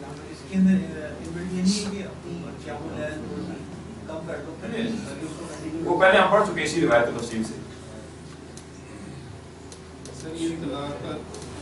جی طلاقۃ الوجہ ہی ہے کہ چہرے کا ذرا خوش ہونا، ٹھیک ہے، اسمائلنگ فیس کے ساتھ میں، یہ کر اردو ذرا سمجھنا مشکل ہے، مجھے نہیں آتی اب کیا کہتے ہیں۔ قال اللہ تعالیٰ نے فرمایا وَحْفِظْ جَنَاحَكَ لِلْمُؤْمِنِينَ، یہ جو ہے نا وَحْفِظْ جَنَاحَكَ لِلْمُؤْمِنِينَ، اس سے استدلال کر رہے ہیں طلاقۃ الوجہ، ٹھیک ہے۔ وقال تعالیٰ وَلَوْ كُنْتَ فَظًّا، اور اے نبی صلی اللہ علیہ وسلم اگر آپ ہوتے فَظًّا غلیظ القلب، تندخو اور دل کے سخت، لَنْفَضُّوا مِنْ حَوْلِكَ، تو یہ صحابہ آپ کے دل سے بچھڑ جاتے۔ وعن عدی بن حاتم رضی اللہ عنہ قال رسول اللہ صلی اللہ علیہ وسلم اتقوا النار ولو بشق تمرہ، آگ سے بچو چاہے کھجور کا ایک ٹکڑا ہی کیوں نہ ہو، فمن لم یجد فبکلمۃ طیبہ، جو یہ نہ پائے تو اچھی بات ہی کہتے، یہ بھی اس کے لیے صدقہ ہوگا۔ وعن ابی ہریرہ رضی اللہ عنہ ان نبی صلی اللہ علیہ وسلم قال والکلمۃ الطیبۃ صدقہ، اچھی بات کہنا بھی صدقہ ہے۔ وہو بعض حدیث تقدم بطولہ، یہ حدیث اپنے طول کے ساتھ پہلے گزر چکی، بڑی حدیث ہے نا ایک، اس میں یہ کہا کہ کلمہ سے جو پاک کلمہ ہے یا پاک بات کہنا ہے، اچھی بات کہنا بھی صدقہ ہے۔ وعن ابی ذر رضی اللہ عنہ قال قال علی رسول اللہ صلی اللہ علیہ وسلم، حضرت ابو ذر سے روایت ہے کہ رسول اللہ صلی اللہ علیہ وسلم نے اس سے کہا لا تحقرن من المعروف شیئا، نہ تم حقیر سمجھنا بھلی بات میں سے کسی چیز کو بھی، ولو ان تلقى اخاك بوجه طلق، اگر تم اپنے بھائی کو خندہ پیشانی سے ہی کیوں نہ ملو. یہ حدیث پہلے گزر چکی ہے اور میں نے اس کے اوپر کافی تفصیل سے بات وہاں پہ کی تھی شروع کے ابواب میں. ٹھیک ہے کہ یہ بھی بہت بڑی نیکی ہے اور آج کے دور میں بہت زیادہ ضرورت ہے اس نیکی کی کہ مسلمان بھائی سے انسان ملے تو خندہ پیشانی سے ملے. مسلمان بھائی سے یہاں مراد اپنے ادارے میں پڑھنے والا اور اپنی جماعت کا بندہ نہیں ہے، مسلمان بھائی ہے جو بھی قانونی طور پر مسلمان ہے. باب استحباب بیان الکلام و اظہارہ للمخاطب و تقریرہ لیفہم اذا لم یفہم الا بذلک. کلام کو بیان کرنے کا معاملہ، اچھا استحباب یہاں پسندیدہ ہے. ٹھیک ہے، کلام کرنا اور اس کی وضاحت کرنا مخاطب کے لیے یہ ایک پسندیدہ معاملہ ہے. اور کلام کو تکرار کے ساتھ کرنا، ایک بات کو تکرار کے ساتھ کہنا تاکہ وہ سمجھ لی جائے، اس صورت میں جب وہ نہ سمجھی جائے مگر تکرار کے ساتھ ہی. کوئی ایسی بات جو، اچھا یہ سمجھنے سے کیا مراد ہے؟ سمجھنے سے مراد سننا نہیں ہے. این ممکن ہے کہ ایک بات ایک دفعہ کہی گئی، سب نے سن لی، لیکن اس کے اندر کوئی شدت موجود تھی وہ محسوس نہیں کی لوگوں نے، تو دوبارہ جگانے کے لیے، یعنی تاکہ ذرا ہلے انسان، دوبارہ وہ بات دہرائی گئی. دوبارہ دہرانے سے کچھ لوگوں کو سمجھ آیا کہ یہ بات اہم تھی لیکن مزید اس کی تحقیق کرے تیسری بار کہیں گی. تو یہ سمجھنے سے مراد لسننگ نہیں ہے. ٹھیک ہے، تو وہ بات جس کے سمجھنے کے لیے اس کا تکرار کرنا ضروری ہے تو اس کو تکرار کیا جائے، اور لوگ مخاطب کو سمجھانے کے لیے بات کو وضاحت کے ساتھ کرنا چاہیے. ٹھیک ہے، یہاں ایک بہت بڑا وصف بیان کیا جا رہا ہے مسلمان کا کہ وہ شخص جس کو اللہ تعالیٰ نے قوت گویائی عطا کی ہے، بولنے کی صلاحیت دی ہے، اب وہ لازمی اسے وہ جو دین کا معاملہ دوسروں تک پہنچانا نہیں ہے، چاہے وہ اپنے گھر والوں تک پہنچا رہا ہے، کہیں تک بھی پہنچا رہا ہے. اب اگر وہ اپنی بات سمجھانے میں جو ہے وہ واضح نہیں ہے تو اس کی کوشش کہاں جا سکتی ہے. لہٰذا یہاں ایک الگ سے امام نووی نے پورا باب باندھ دیا کہ کلام کو بیان کرنا، پھر اس کی وضاحت کرنا اور اس کو تکرار سے بیان کرنا تاکہ اگلا بندہ سمجھ لے. گویا جب بھی انسان کلام کرے تو اس کے پیش نظر اگلے بندے کو سمجھانا مقصود ہو. اس میں ایک نقطہ بڑا اہم ہے جو ہمارے یہاں وہ پائی جاتی ہے، پہلے بھی اس کے اوپر بات کی ہو چکی کہ کلام میں اجنبی الفاظ استعمال کیے جا رہے ہیں. ٹھیک ہے، اصطلاحات استعمال کی جا رہی ہیں جو اگلا بندہ نہیں سمجھتا. تو یہ سارا کچھ کیا ہے؟ یہ کلام کا عیب ہے، حسن نہیں ہے. یہاں جو غایت بیان کی گئی وہ غایت یہ ہے کہ اگلا بندہ سمجھ سکے. اس کے سمجھنے کے لیے کلام میں جو شاید درکار ہے وہ پیدا کرو. ٹھیک ہے، بار بار کہنا ہے تو بار بار کہو ایک بات کو، 2 بار کہو، 3 بار کہو. اور ایک بات کی ہے اور تمہیں محسوس ہو رہا لوگوں کو یہ بات سمجھ نہیں آئی، اس کی وضاحت کر دو. اب یہ کہ اصولی باتیں ایک بندہ کرتا جائے. ٹھیک ہے، مثلا وہ جیسے کتاب ہے نا نبی الخاتم، اس میں ایک بڑے وہ اصولی جملے ہیں، وہ ہے کتاب ہے. اب وہ بندہ اس طرح کے جملے بولتا چلا جا رہا ہے، اب اگلے بندے کو سمجھ نہیں آ رہی. ٹھیک ہے، جیسے تمثیلیں ہوتی ہیں یا کنایا ہے. ٹھیک ہے، تو وہ وہی بولتا جا رہا ہے، اسی میں باتیں سمجھاتا جا رہا ہے، تو وہ اگلے کو سمجھ نہیں آ رہی. تو اس بات کو واضح کر دے کہ اس سے مراد کیا ہے. جی یہ بڑا اہم نقطہ ہے فصاحت و بلاغت کا. یہ ایک نقطہ ہے، یہ کافی نہیں، اور بھی بہت سی چیزیں اس میں. آپ لوگوں کا سبجیکٹ جو ہے بلاغت کا آخری 25 دن 50 ٹیسٹ 25 کلاسیں اس کے اوپر ہوں گی، اور محمد نعمان صاحب آپ کو پڑھائیں گے بلاغت کیا ہوتی ہے. نہیں، محمد نعمان صاحب جو پارٹ 1 میں عربی پڑھاتے ہیں. میں نے اپنا نام چینج نہیں کیا. عن انس رضی اللہ عنہ ان نبی صلی اللہ علیہ وسلم، حضرت انس سے روایت ہے کہ نبی صلی اللہ علیہ وسلم نے سے وہ روایت کرتے ہیں کانا اذا تکلم بکلمۃ، جب آپ کوئی بات کہتے اعادھا ثلاثا تو 3 دفعہ اس کو دہراتے، حتی تفہم عنہ یہاں تک کہ اسے سمجھ لیا جاتا. واذا اتى على قوم، اور جب کسی قوم کے پاس یا کچھ لوگوں کے پاس آتے فسلم علیہم تو آپ ان پر سلام کرتے. سلم علیہم ثلاثا 3 دفعہ سلام کرنا. اس کی بھی جو بیان کی گئی تشریح وہ یہ ہے کہ بعض اوقات ایسا ہوتا ہے کہ آپ کسی کے پاس گئے، ایک شخص تھا، 2 تھے، 4 تھے، آپ نے سلام کیا تو وہ سن نہ سکے اس کو. اب بندہ ایک دفعہ سلام کر کے کھڑا ہو جاتا ہے، دوبارہ کر دو، کوئی مسئلہ نہیں، دوسری دفعہ کر دو، پھر بھی اگر نے جواب دیا تو تیسری دفعہ کر دو. 3 دفعہ اگر کسی نے جواب نہیں دیا تو پھر آپ بری اس ایمان میں. اب اس نے کیوں جواب نہیں دیا اس کو چھوڑ دیا جائے اللہ کے اوپر, اسے سنا نہیں. بعض وقت ہوتا ہے آپ ایک بندے کو 3 دفعہ سلام کر رہے ہیں تو کسی سوچ میں ہے, وہ کھویا ہوا ہے, اس کو پتہ نہیں چلا آپ نے سلام کیا ہے, ٹھیک ہے, وہ اپنے کو حساب کر رہا تھا, ٹھیک ہے. اب آپ نے کیا کرنا ہے, 3 دفعہ سلام کرنا ہے, ٹھیک ہے. اس میں ایک بات میں انسان جا رہا ہے رستے میں تلاوت کرتے جا رہا ہے, جی اگر کوئی سلام کرے شروع میں کیا کرے, تلاوت کرتے ہوئے تلاوت کر کے جا رہا ہے رستے میں جا رہا ہے پڑھ رہا ہے, بس ٹھیک ہے, سلام آپ کی طرف سے کہہ سلام کا جواب دینا چاہیے. ہاں وہ نماز میں تلاوت تو نہیں ہوتے, سیدھا جواب ایسے جا رہے ہیں روکے دے سکتے جواب.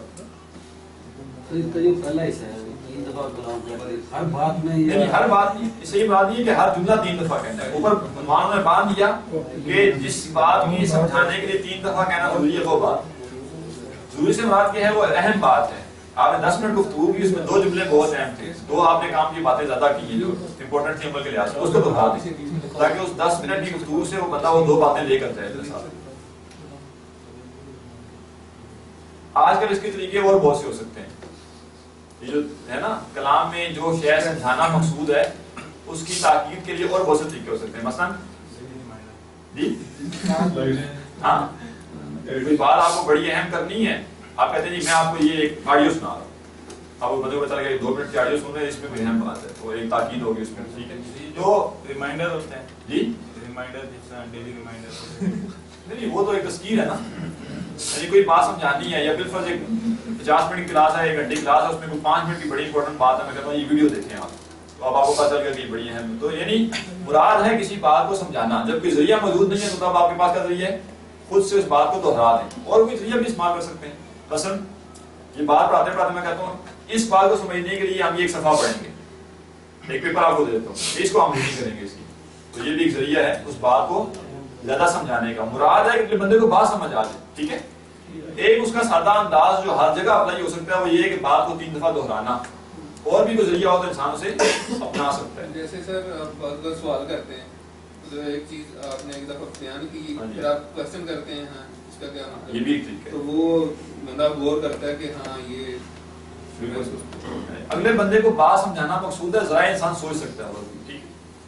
ان عائشہ رضی اللہ عنہا قالت کانا کلام رسول اللہ صلی اللہ علیہ وسلم کلاما فصلا, بڑا اہم معاملہ آ رہا ہے.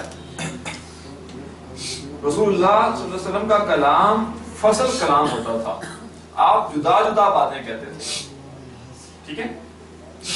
یفہمہ کل من یسمعہ, جو بھی سنتا تھا وہ سمجھ لیتا تھا.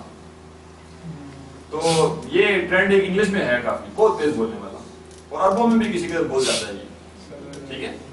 تو یہ مناسب ٹرینڈ نہیں ہے, سوائے یہ کہ کوئی خاص مجلس اس طرح کی جہاں پہ افیکٹ نہیں ہوتا. یہ تو چونکہ یہ بات ہو رہی ہے نا, یہ خطبے کی بات ہو رہی ہے, جنرل آڈینس یہاں پہ ایک اسپیسیفک آڈینس ہے, اور وہ آپ کے اس مزاج کو سمجھتے ہیں, تو آپ وہاں پہ گفتگو جلدی بھی کر سکتے ہیں بات پوری کرنے کے لیے. لیکن جہاں پہ بھی جنرل بات کی جائے وہاں پہ کیا کرنا چاہیے, آہستگی سے بات ہو, ٹھیک ہے. یہ نہ ہو کہ جی 2 منٹ کے اندر سارا کچھ بول دیا. ہاں فصل کا مطلب ہے فاصلہ دے دے کے, فاصلہ دے کے مراد یہ کہ ہر لفظ کے پاس رکنا ہے, یعنی ایسا ہو کہ ایک لفظ آپ کا پورا ادا ہو. وہ بعض لوگ ایسے کرتے ہیں کہ ایک لفظ بولا آخری حصے کو کھا کے اگلا بولا, پھر آخری حصے کو کھا کے اگلا بولا, تو ایسے ہی چل رہا ہوتا ہے. ہاں ٹھیک ہے, وہ اس سے سمجھ نہیں آتی بات. خاص طور پہ سر ٹیچر جو ہوتا ہے اس کو ایسے ہی ایک اور بھی معاملہ ہے, گفتگو ہے, جملہ ہے, تو کچھ بات بڑی اونچی کہی اور کچھ آواز پست ہوگی, پھر اونچی ہوگی آواز, یہ بھی مسئلہ ہوتا ہے, ٹھیک ہے. کچھ بات سمجھ آ گئی, کچھ نہیں سمجھ آئی. تو کلام کرتے ہوئے اس شے کو خیال رکھنا چاہیے کہ آڈینس کو آواز بھی صحیح جا رہی ہو. مثلا خاص طور پہ یہ مائک ہے نا, اب مجھے یہ پتا ہے کہ یہ مائک یہاں پہ ہے, اور میں ادھر منہ کروں گا اور ادھر منہ کروں گا, تو جیسے ابھی میں نے کیا ہے, اور نہیں آواز آئی اب, تو آواز نہیں جائے گی صحیح. اب مجھے کیا کرنا ہے, یا تو اس کو پکڑ کے ادھر کروں, تو یا میں ٹھہر جاؤں, ٹھیک ہے. کرنا ہوگا یہ کہ میں نے جو جملہ ایسے بولا تو وہ تو آپ کو سمجھ آ گیا, جو ادھر منہ کر لیا تو وہ نہیں سمجھ آیا. تو یہ بھی اب وہ کلام فصل والا نہ ہوگا, ایک طرح سے کچھ بات سمجھ آئی کچھ نہ سمجھ آئی. تو فصل کا مطلب یہ ہے کہ بات سمجھ آ جائے کہ جملہ بولا گیا, لفظ بولا گیا, ٹھیک ہے. اتنا فاصلہ نہ ہو. بعض لوگوں کا یہ انداز ہے, اور کسی کے طرف پسندیدہ بھی ہو سکتا ہے, کہ وہ ایک ایک لفظ کے بعد بریک لیتے ہیں, ٹھیک ہے. یہ بھی ایک انداز ہے. آپ نے اگر احمد جاوید صاحب کو سنا ہو تو ایسے ہی کلام کرتے ہو, یعنی جتنا میں 1 گھنٹے میں اگر بولا ہوں, اگر انہیں بولنے کے لیے سارے الفاظ دے دیے جائیں تو 4 گھنٹے میں وہ بولیں گے, اتنا وہ فصل دیتے ہیں بیچ میں. جی شفا اللہ صاحب بھی بڑا اچھا. نہیں وہ احمد جاوید صاحب بہت زیادہ, یہ تو پھر بھی مسلسل ہے. ہاں یہ ہے کہ وہ فصل ہے, ان کے کلام میں زیادہ فصل ہوتا ہے. ٹھیک ہے, تو اس طرح کہ جدا جدا بات ہو, اگلے بندے کو بات سمجھ آئے کیا کہی جا رہی ہے. ٹھیک ہے. بابو اسراء الجلیس لحدیث جلیسہ. اسراء ہے لفظی مطلب ہے اس کا مائل ہونا, وہ جو ہے نا قرآن مجید میں قد سغت قلوبکما, وہی ہے مائل ہونا. جلیس ہم نشین, بیٹھا ہوا ساتھ بیٹھا ہوا انسان. لحدیث جلیسہ, اپنے ساتھ بیٹھے ہوئے انسان کی بات سننے کے لیے متوجہ ہونا. الذی لیس بحرام, وہ بات جو حرام نہ ہو. واستنصات العالمی والواعظی, اور عالم اور واعظ. استنصات کے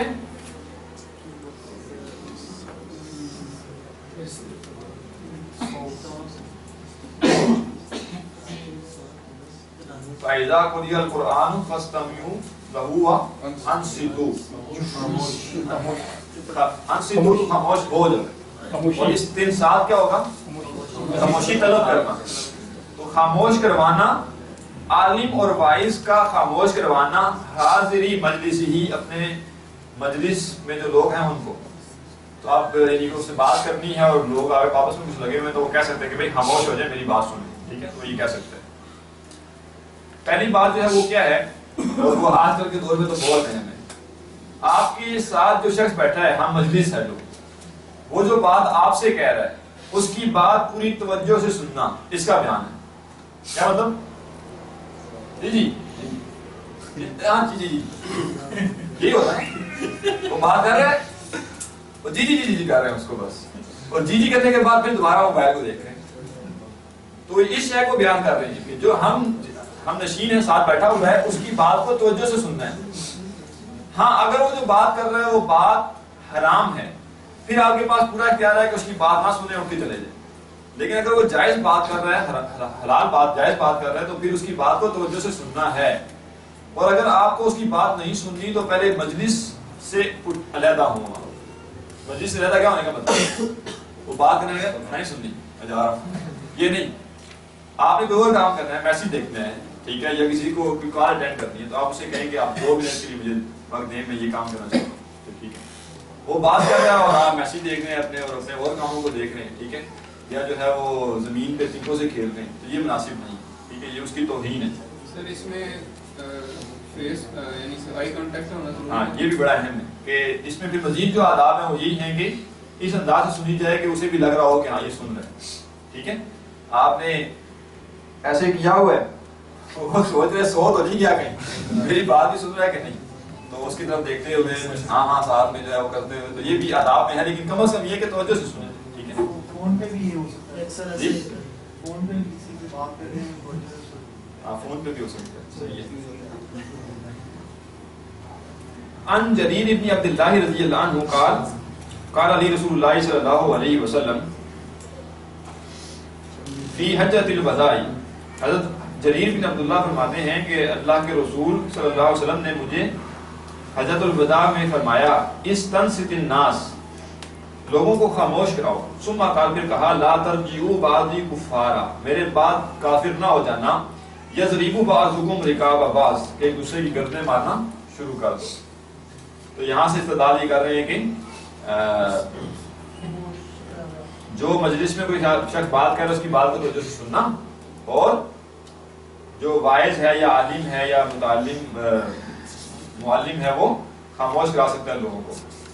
تو اگر ایک بندہ گھر سے اٹھ کے آئے ہی ہو 2000 روپے دے کر پڑھنے کے لیے, اور اس کے سامنے بیٹھا ہوا کوئی پڑھا رہا ہو, اس کے لیے کیا ہوگا؟ اور وہ بیٹھا یہاں پہ فیس بک کے اسٹیٹس لگا رہا ہو, واٹس ایپ پہ لگاؤ, جی کیا خیال, 2000 روپے بھی دے رہا ہے, قربانی دے کے آ رہا ہے, اور کلاس میں بیٹھے ہوئے واٹس ایپ اور میسج اور یہ سب کچھ. تو سوچ میں یہ رہا ہوں کہ اگلے سال سے ہم یہاں پہ چیمبر اتنا خرچہ نہیں کرتے، ہم ادھر جائیں گے ادھر باہر جو ہے وہ کچھ وہ کیا کہتے ہیں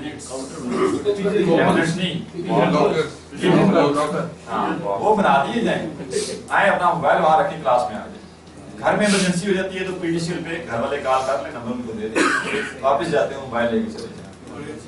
یہ کرنا پڑے گا اس لیے کہ اس دفعہ آپ کو زیادہ لوگوں نے یہ شروع کر دیے کام پر ٹھیک ہے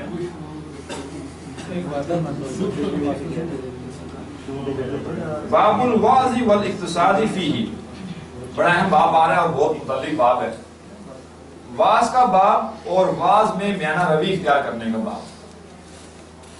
قال اللہ تعالیٰ نے فرمایا ادعو الی سبیل ربک بالحکمت والموعظۃ الحسنہ، اپنے رب کے راستے کی طرف بلاؤ حکمت کے ساتھ اور اچھے واعظ کے ساتھ۔ واعظ کہتے ہیں وہ نرم بات جو ہر عام شخص کے دل میں بھی اتر جائے، ایسی نرم بات جو کسی کا دل نرم کر دے، وہ واعظ کہلاتا ہے۔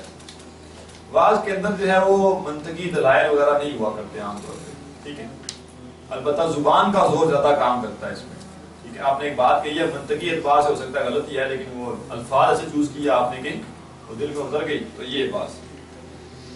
اور واعظ میں میانہ روی اختیار کرنا بڑا اہم معاملہ ہے، ایک حدیث پڑھتے ہیں اس کے بعد اس پہ گفتگو کرتے ہیں۔ ان ابی وائل شقیق ابن سلمہ قال، ابو وائل شقیق بن سلمہ سے روایت ہے، غالباً یہ تابعی ہیں، یہ کہتے ہیں قال عبد مسعود رضی اللہ عنہ یذکرنا فی کل خمیس، حضرت عبداللہ بن مسعود رضی اللہ عنہ ہمیں نصیحت کیا کرتے تھے، ہماری تذکیر کروایا کرتے تھے ہر جمعرات کے دن۔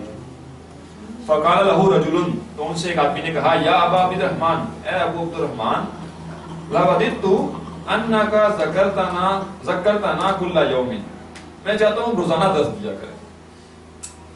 فقال، تو کہا اما انہ یمنعنی، مجھے یہ بات منع کرتی ہے من ذالک، یہ کرنے سے، انی اکرہ ان املکم، کہ میں ناپسند کرتا ہوں کہ میں تم پہ بوجھل ہو جاؤں، یہ معنی تمہارے لیے بوجھل کر دوں، ٹھیک ہے، تم اکتاہٹ کا شکار ہو جاؤ گے۔ وانی اتخولکم بالموعظہ، اور میں تمہارے لیے پسند کرتا ہوں واعظ کو، یعنی واعظ ہو، کما کان رسول اللہ صلی اللہ علیہ وسلم یتخولنا بہا، جیسے کہ اللہ کے رسول بھی ہمارے لیے اسے پسند کرتے تھے، مخافۃ الصعامۃ علینا، ہمارے اوپر ہمارے اکتا جانے سے یا ہمیں برا لگنے کے خوف سے، کہ بہت لمبی بات کی جائے گی تو لوگ اکتا جائیں گے، بعد میں ان کو یعنی جو میسیج لے کے جانا تھا اس کے بجائے وہ اکتا کے گئے یہاں سے، تو اللہ کے رسول کا بھی معاملہ یہ تھا کہ مختصر خطاب کیا کرتے تھے اور بار بار نہیں کیا کرتے تھے کہ روزانہ ہی ہو رہا ہو، ٹھیک ہے، تاکہ ہم اکتاہٹ کا شکار نہ ہوں۔ اس میں جو بات ہے آگے بھی بلکہ دو روایتیں پڑھ لیں جلدی سے۔ ان ابی الیقظان عمار ابن یاسر رضی اللہ عنہما قال سمعت رسول اللہ صلی اللہ علیہ وسلم یقول ان طول صلاۃ الرجل وقصر خطبتہ، کسی آدمی کا نماز لمبی کرنا اور خطبہ چھوٹا کرنا، معنۃ من فقہہ، اس کی گہری سوجھ بوجھ کی علامت ہے۔ کسی کا نماز لمبی کرنا اور خطبہ چھوٹا کرنا گہری سوجھ بوجھ کی نشانی ہے، علامت ہے، علامت، نشانی، اظہار، جی علامت۔ یہاں یہ چیز سمجھیے گا، اس سے پہلے ہم ایک حدیث پڑھ چکے ہیں کہ نماز مختصر کرو، ٹھیک ہے، اور یہاں کا کہا جا رہا ہے کہ نماز یہاں کمپیریٹیو ہے خطبے کے ساتھ، جنرل نہیں کہ جمعے کے خطبے کی بات ہو رہی کہ جمعے کے خطبے میں جو جمعے کی نماز ہے وہ لمبی ہونی چاہیے اور جو خطبہ ہے وہ اس نماز سے چھوٹا ہونا چاہیے۔ یہ نہیں ہے کہ خطبہ جو آپ دے رہے ہیں وہ تو ہے، نماز اس سے لمبی ہونی چاہیے، ٹھیک ہے، نماز معتدل جو ہے جتنا ٹائم اس کے لیے ہونا چاہیے وہ ہو اور خطبہ اس سے چھوٹا ہو، ٹھیک ہے۔ بڑی اہم شے ہے، اہم کیوں ہے؟ جمعے کے خطبے کا اصل مقصد تذکیر ہے، یہ ذہن میں رکھنا چاہیے۔ جمعے کے خطبے کا اصل مقصد تذکیر ہے یا دہانی ہے۔ اس کی وجہ یہ ہے کہ جمعے کا خطبہ عوام الناس کے لیے، جمعے کا خطبہ ایک صلاح کوس والوں کے لیے نہیں ہے، علماء کے لیے نہیں ہوتا، ہر کسی کے لیے ہوتا۔ وہاں ایک 7 سال کے بچے سے لے کے 150 سال کا بھی کوئی بندہ تو آ سکتا ہے، خواتین بھی ہوں گی، مرد بھی ہوں گے، ہر عام خاص شخص ہوگا، پڑھا بھی ان پڑھ بھی. وہ یاد دہانی ہے، وہ نصیحت ہے، وہ لیکچر جھاڑنے کا ٹائم نہیں ہے. ٹھیک ہے، لیکچر الگ سے دیا جا سکتا ہے مخصوص لوگوں کو بلا کے ان کو مزاج دیکھتے ہوئے اس کے مطابق. یہ مختصر ہونا چاہیے. ٹھیک ہے، اللہ یہ کہ کوئی ایسی جگہ ہو جہاں پہ جمعے کا خطبہ بھی مخصوص لوگوں کو دیا جا رہا ہے. مثلا جی یونیورسٹی ہے، وہاں پہ سارے اسٹوڈنٹس ہیں، پڑھے لکھے لوگ ہیں، تو اس قدر اس کو کیا جا سکتا ہے. یا کوئی ادارہ ہے، اتنا بڑا ادارہ ہے کہ ان کی اپنی ہی مسجد ہے، کہیں پہ جمعہ ہوتا ہے وہاں پہ ہے.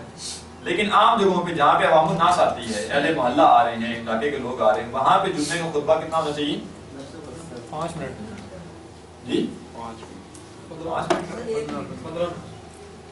عربی سے قیاس کریں، عربی کا خطبہ ہونا چاہیے 5 منٹ کا، اردو کا 10 منٹ 3 سے 4 گنا زیادہ، اس لیے کہ عربی میں جو بات ہوتی ہے وہ اردو میں ڈبل سے اوپر ہی جاتی ہے. ٹھیک ہے، تو بڑا آئیڈیل ایک یعنی میں نے ایکسپیرینس کیا ہے لاہور میں، اکیڈمی جہاں پہ تھی تو سیدھی گلی سامنے جاتی تھی، ای بلاک تھا، وہاں پہ ایک مسجد تھی، ای بلاک کی اسے کہتے تھے، ای بلاک کی مسجد. مولانا یوسف خان صاحب وہاں آتے تھے جمعہ پڑھانے کے لیے، بہت بڑے عالم ہیں اور جامعہ اشرفیہ میں ہوتے ہیں. تو پورے 1 بجے خطبہ شروع کرتے تھے، پورے 1:20 پہ خطبہ ختم. جتنا 2 سال میں وہاں پہ رہا ہوں کبھی ایسا نہیں ہوا کہ 1:22 یا 1:21 ہوئے، اور کبھی ایسا بھی نہیں ہوا کہ 12:50 12:55 پہ شروع، پورے 1 بجے شروع کیا، پورے 1:20 پہ ختم. ایک موضوع لے کر آتے تھے، اس کے اوپر گفتگو کرتے تھے، اور ستھری گفتگو.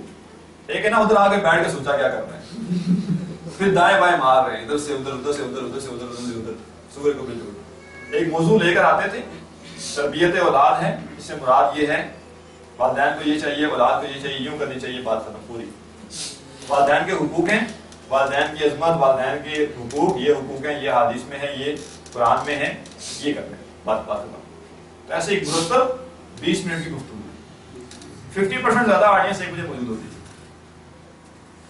اور باقی جگہوں پہ کیا ہوتا ہے، مولوی صاحب پورے ہفتے کا بیچارہ وہ روزہ رکھا ہوتا ہے شاید، وہ بیٹھ جاتے ہیں آگے 12:30 پونے 1 بجے، اور خود ہی وہ لوگوں کو کہہ رہے ہوتے ہیں بیٹھے رہو گھر میں. ٹھیک ہے نا، جب میں اپنے کام کی طرف آؤں گا تو پھر آنا. تو کیسے لوگ آئیں گے؟ میں جس جگہ جمعہ پڑھتا ہوں سوچنا وہاں پڑھا کروں ہوتا. وہ مولوی صاحب لگے ہوتے ہیں، کوئی پتہ نہیں ہوتا کون سا موضوع ہے ان کا، کبھی کون سا موضوع، کبھی کون سا موضوع، اور خطبہ نہیں دے رہے ہوتے، ایسے جیسے گپ شپ کر رہے ہیں، اور خطبہ دیتے ہوئے بھی ایسے کر کے نا جو 500 بندہ بیٹھا ہے اس سے کوئی بات، وہ بھائی خطبہ دے رہے ہو، 400 بندہ بیٹھا ہے پیچھے، تو اس میں کہو نا مائک میں، یہ کون سا طریقہ ہوا کہ ایک بات اس کو کہی اور ایسے اور یہ اور وہ، اور ایسی بات ہے کبھی ادھر کی بات کبھی ادھر کی بات کی ہے، اور 40-50 منٹ وہ لگے رہتے ہیں. اس کے بعد وہ کہتے ہیں کہ ریکویسٹ بھی کرتے ہیں ٹائم پہ آ جایا کریں، اور دوسرا وہ کہتے ہیں کہ نماز کے بعد بھاگنا نہیں ہے، دعا کر کے جانا ہے.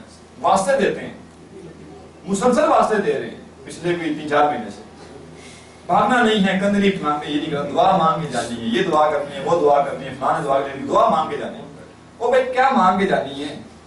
جمعے کو تم نے 3 گھنٹے کا ایونٹ بنا دیا پورا، جو کہ تھوڑا سا چھوٹا سا ایک ایونٹ تھا. اب یہ بھی مطالبہ ہے کہ تم آؤ 12:30 بجے، اور پھر میں جمعہ شروع کروں 2:15 بجے جا کے، اور پھر 2:30 بجے تک میری دعا چلے، اور پھر تم جاؤ اور گھر جا کے پھر آتے ہوئے واپس آ جاؤ، عصر کی نماز کریں.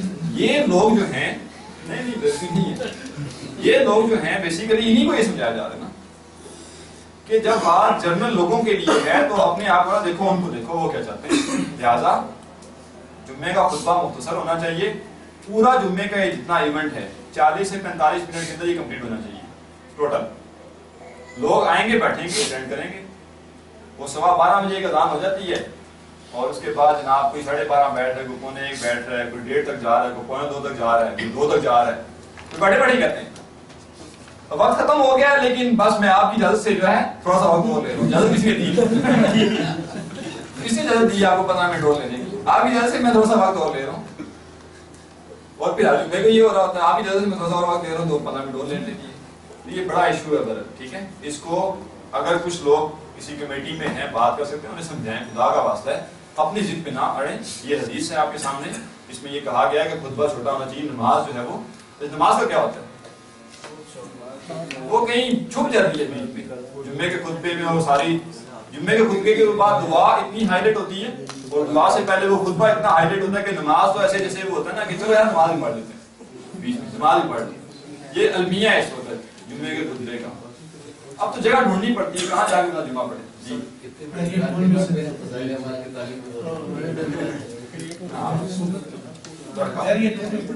جی ہاں نماز پڑھتا ہوں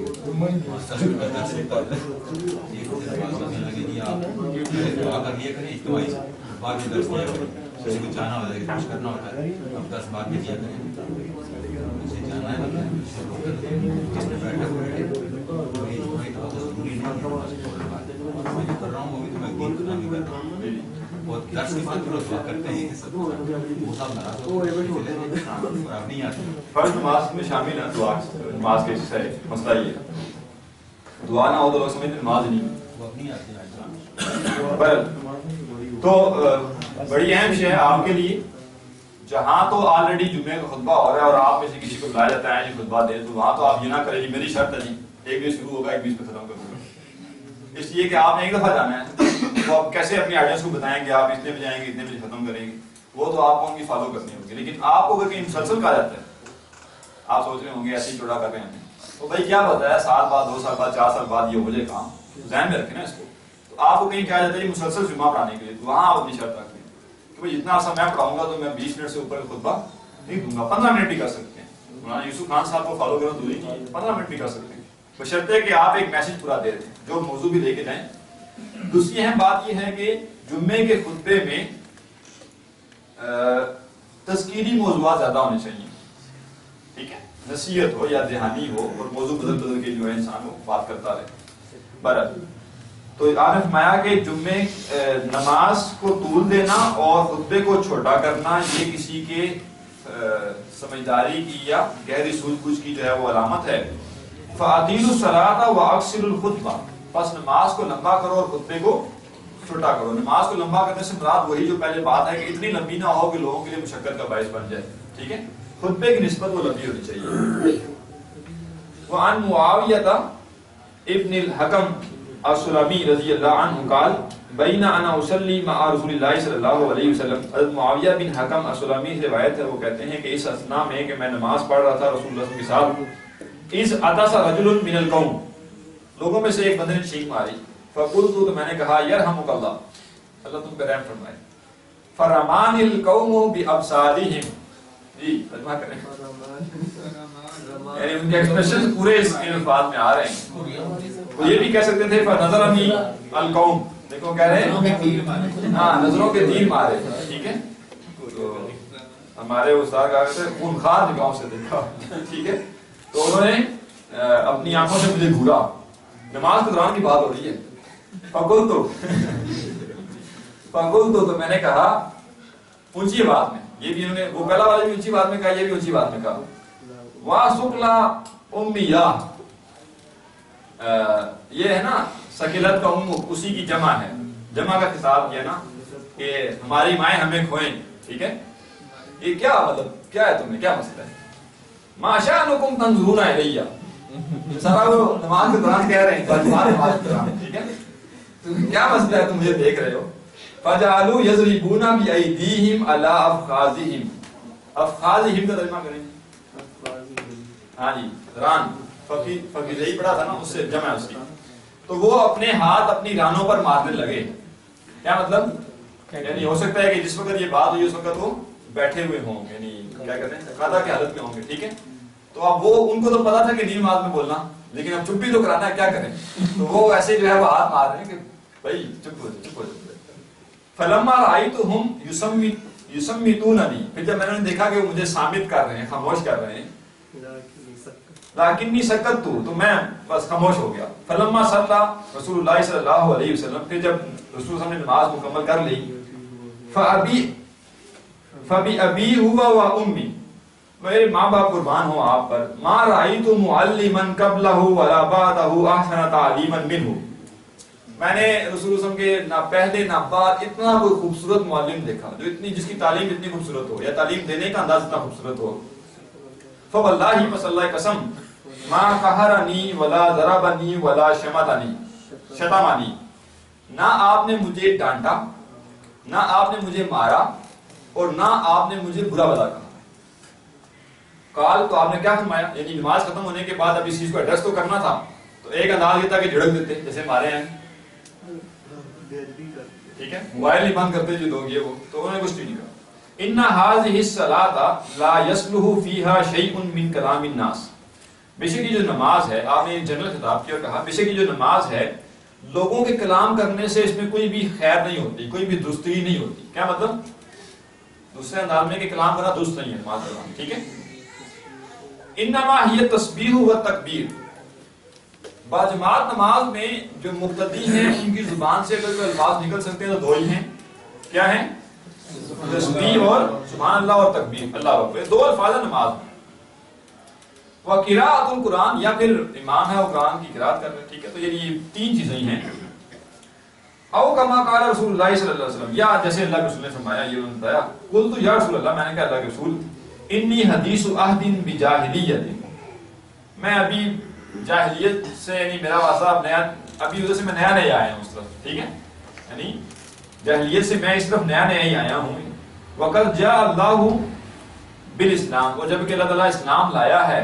وَإِنَّا مِنَّا رِجَالًا يَأْتُونَ الْكُهَّانَ, اور بے شک ہم میں سے کچھ لوگ ہیں جو کہ کاہنوں کے پاس جاتے ہیں. کہا آپ نے فرمایا فَلَا تَأْتِهِمْ, پس تم ان کے پاس نہ جاؤ. قلت, تو میں نے کہا وَمِنَّا رِجَالٌ يَتَطَيَّرُونَ, ہم میں سے کچھ لوگ ایسے بھی ہیں جو فال نکالتے ہیں. قال ذَاكَ شَيْءٌ يَجِدُونَهُ فِي صُدُورِهِمْ, آپ نے فرمایا کہ وہ ایک ایسی شے ہے جسے وہ اپنے سینے میں پاتے ہیں. فَلَا يَسُدَّنَّهُمْ, بس وہ انہیں اس سے روکے نہ. کیا مطلب؟ ایسے ہی وہم ہوتے ہیں, خیالات ہوتے ہیں انسان کے اندر بھرے ہوتے ہیں کہ یہ بلی رستہ کاٹ جائے گی تو یہ ہو جائے گا تو وہ ہو جائے گا. فرمایا کہ ان کے اپنے خیالات ہیں, یعنی ان کی کوئی حقیقت نہیں ہے, ان کے دل میں آنے والے خیالات نہیں, یوں ہو جائے گا وہ ہو جائے گا, تو بس ان کے یہ خیالات انہیں کسی عمل سے روکے نہ. تو برا شگون جو ہوتا ہے وہ جائز نہیں ہے اسلام میں, ٹھیک ہے. بلی رستہ کاٹ گئی, جلاؤدین شیخ صاحب کہتے ہیں کہ بلی گول چکر کاٹ جائے تو کیا کرو گے, یا تو ادھر ہی بیٹھ جاؤ گے یا پھر سرنگ کھودنی پڑے گی نیچے سے, اس لیے کہ بلی تو گول چکر کاٹ گئی ہے, ٹھیک ہے. ویسے کرنا چاہیے ایسے لوگوں کے ساتھ, بلی نے جا کے ایک دفعہ گول چکر کاٹ دو, کہو بیٹھے رہو, بلی کو ٹرین کرایا جائے. جی بلی ٹرین کی جائے, ٹھیک ہے. نہیں, بڑی اچھی لاجک ہے سمجھنے کے لیے کہ بھئی کیوں بلی کراس کر کے تو رستہ جو ہے وہ خراب ہو گیا, یہ ہو گیا وہ. اچھا, یہاں نکات کیا ہیں؟ پہلی بات تو یہ ہے کہ نبی سم کی نبی کا بیان, کسی کو سمجھانا ہو تو دھاڑنے سے یا اس کو جو ہے چلانے سے اس کی غلطی بتانا کوئی ضروری نہیں, آسان طریقے سے بتائی جا سکتی ہے. دوسری بات یہ ہے کہ یوں آپ کہہ سکتے ہیں کہ یہ جو صحابی ہیں انہوں نے کیا کیا کہ پہلی بات تو اپنا اقرار کرنا, میں جاہل تھا, مجھ سے جو جہالت ہوئی ہے وہ میری جاہل ہونے کی وجہ سے, پہلی بات. دوسری بات یہ ہے کہ انہوں نے فوراً سے 2 سوال اور کر لیا, ٹھیک ہے. تو گویا انہوں نے دیکھا کہ نبی صاحب جو ہے ایک معاملہ سمجھا رہے ہیں, تو انہوں نے فوراً سے 2 سوال اور کر لیے, تو ان کا جواب بھی دے دیا. تو کسی کی غضب سے بچنا ہو تو ویسے ایک پوائنٹ اس میں ایک ویسے ذہن میں آئی کہ ہمارے یہاں اگر ویسے کوئی بات چل رہی ہے اور کسی نے کوئی ریلیونٹ سوال کر دی ہے تو آگے تو اس پہ بھی ڈانٹ پڑ سکتی ہے کہ میں کیا سمجھا رہا ہوں, تم کیا فال کے بارے میں. اس پہ بھی اللہ کی وجہ سے, ہاں یہ بھی بڑا اہم نقطہ ہے. میں تو تمہیں ایک بات سمجھانا چاہ رہا ہوں, تم 2 سوال اور کر رہے ہو آگے سے. بڑھ سکتی ہے, بڑھ جاتی ہے. جی تو اس میں سر ایک نقطہ تھا, وہ حدیث کتاب ہے حکمت نبوی, ان کے انہوں نے لکھا ہے کہ صحابہ کو حضور صاحب سے بات کرنے کا شوق ہوتا تھا, تو اس لیے اس طرح کے سوال پوچھ لیا کرتے تھے تاکہ بات چیت ہوتی رہے اور کلام ہو سکے. دوسرا سر یہ ہے کہ سائڈ کوشچن آ جائے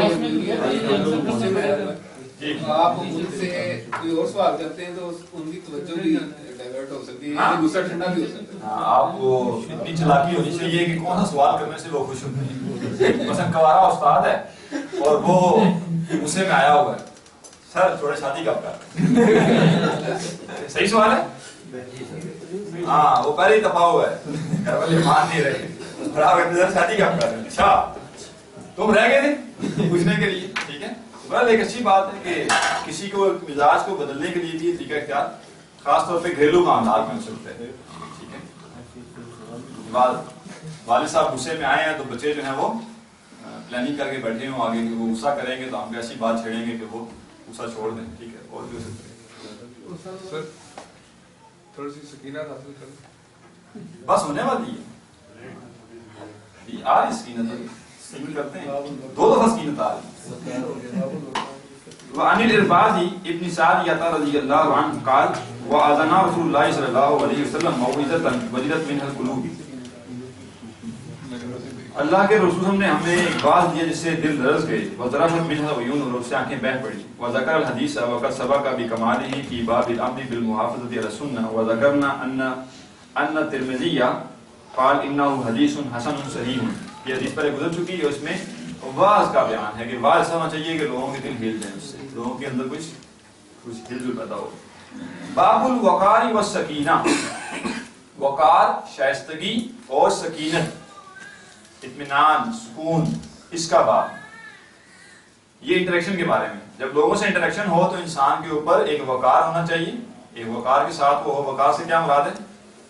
تکبر اور وقار میں بڑا فرق ہے. ٹھیک ہے, نہیں ہے سادگی ہو اس کے اندر, ایک شرافت کا وہ عنصر ہو, شائستگی ہو اس کے اندر, اور سکینت ہو. قال اللہ تعالیٰ نے فرمایا وعباد الرحمن الذین یمشون علی الارض ہونا. رحمان کے بندے تو وہ ہیں جو زمین پر چلتے ہیں بڑے عاجزی کے ساتھ. وَإِذَا خَاطَبَهُمُ الْجَاهِلُونَ قَالُوا سَلَامًا. اور جب جذباتی لوگ ان سے خطاب کرتے ہیں, ان سے بات کرتے ہیں, تو وہ انہیں کہتے ہیں کہ سلام ہو تم پر. وعن عائشہ رضی اللہ عنہا قالت ما رأیت رسول اللہ صلی اللہ علیہ وسلم مستجمعا قط ضاحکا. وہ کہتی ہیں میں نے رسول اللہ صلی اللہ علیہ وسلم کو کبھی بھی کھلکھلا کے ہنستے ہوئے نہیں دیکھا, بہت کھل کے ہنستے ہوئے نہیں دیکھا. حتی ترا منہ لواحتہ, اتنا کھلکھلانا کہ جس سے یہ جو کہتے ہیں نا, کیا کہتے ہیں, کوا کہتے ہیں, گلے میں جو لٹک رہا ہوتا ہے اوپر سے جی, گلے میں کوا جو ہے کہ وہ دکھائی دے جائے. بعض لوگ پورا منہ کھول کے شیر کی طرح ہنستے ہیں, اس سے وہ جگہ دکھائی دیتی ہے, گلا دکھائی دیتا ہے. آپ نے فرمایا کہ اللہ کے رسول کبھی بھی ایسے نہیں ہنستے تھے کہ آپ اتنا منہ کھول کے ہنسیں کہ وہ آپ کے گلے کا حصہ جو نظر آئے. انما کان یتبسم, بس آپ مسکرایا کرتے تھے. مسکرانے سے مثال جو ہے وہ مراد ہے کہ آپ اس طرح سے مسکرایا کرتے تھے کہ آپ کے دانت باہر نظر آتے تھے. ٹھیک ہے, اس طرح سے. لیکن یہ کہ ہنسنے میں منہ نہیں بہت کھلنا چاہیے. ٹھیک ہے, ہونٹ کھلنے چاہیے, منہ نہیں کھلنا چاہیے. ہونٹ تھوڑے سے کھل کے دانت نظر آ گئے, یہ اچھی بات ہے. ٹھیک ہے, لیکن پورا منہ کھولنا جو ہے یہ نہیں مناسب. باب الندب الى اتيان الصلاة والعلم ونحوهما من العبادات بالسکینۃ والوقار. ندب یا ندب کیا ہے؟ کوئی مستحب پسندیدہ بات ہے کہ نماز اور علم اور عبادات میں سے اسی طرح کی اور چیزوں کی طرف انسان سکینت کے ساتھ آئے اور وقار کے ساتھ آئے. یعنی اتنا آپ ٹائم پہ آئیں کہ جب آپ باہر اتریں تو آرام سے چل کے آپ رات تک پہنچ سکیں, دوڑے نہ لگی ہوں. ٹھیک ہے, خاص طور پہ جب الدین صاحب کی کلاس ہو تو لازمی ہے. اس میں مراد یہ نہیں ہے کہ آپ لیٹ ہو گئے تو پھر سکینت سے جا رہے ہیں, یعنی آپ اہتمام کر کے جائیں. اور یہ والا معاملہ نہیں ہونا چاہیے کہ دوڑ دوڑ کے انسان جا رہے ہیں. تو کن چیزوں کے بارے میں نماز کے لیے جب انسان جائے تو سکینت سے جائے. ٹھیک ہے, ایسے ہی مثلا ایک مثال لیں نا, کوئی شخص انٹرویو دینے جا رہا ہوتا ہے کہیں, بڑا ہی بند سفر کے چل رہا ہوتا ہے اس وقت. ٹھیک ہے, یہ بھی نوٹ کیا جا سکتا ہے. تو عبادت کے لیے جا رہا ہے, نماز کے لیے جا رہا ہے تو تھوڑا سا وقار کے ساتھ جائے. اور اس طرح علم حاصل کرنے کے لیے جا رہا ہے تو وقار کے ساتھ چلے, سکینت کے ساتھ. قال اللہ تعالیٰ نے فرمایا وَمَن يُعَظِّمْ شَعَائِرَ اللَّهِ فَإِنَّهَا مِن تَقْوَى الْقُلُوبِ. جو تعظیم کرے گا اللہ کے شاعر کی تو یہ دل کے تقوی میں سے ہے.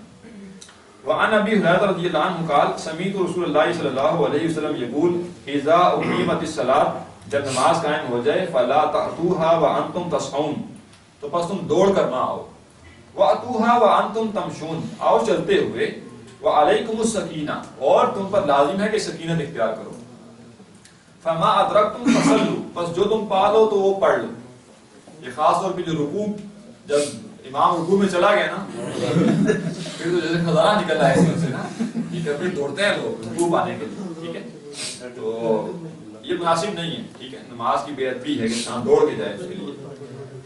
وَأَتُوهَا وَأَنْتُمْ تَمْشُونَ وَعَلَيْكُمُ السَّكِينَةُ فَمَا أَدْرَكْتُمْ فَصَلُّوا, بس جو نماز پا لو وہ پڑھ لو. ایک رکعت ہے, دو رکعت ہے, تین رکعت, جو بھی مل گئی وہ پڑھ لو. وَمَا فَاتَكُمْ فَأَتِمُّوا, اور جو بچے وہ بعد میں پوری کر لو. تو وہ جو رکعت رہ جائے گی وہ امام رکوع میں چلا جائے گا, وہ ضائع نہیں ہو جائے گی, وہ بعد میں پڑھی جا سکتی ہے. یعنی جتنی رکعت ہیں وہ پڑھ کے باقی اس کو پورا کر لو تو وقار کے ساتھ ہو. اور اس کی تعلیم عام کرنا بہت ضروری ہے. ایک شدید کمی پائی جاتی ہے مساجد کے اندر. ٹھیک ہے, کہ بچے بوڑھے पढ़ा लिखा अनपढ़ हर बंदे का यही काम है, अगर रुकू में चला गया इमाम दौड़ लगानी है बस। वुजू करके आए तो सर वो कफ फिर अगली रकत में सीधे हुए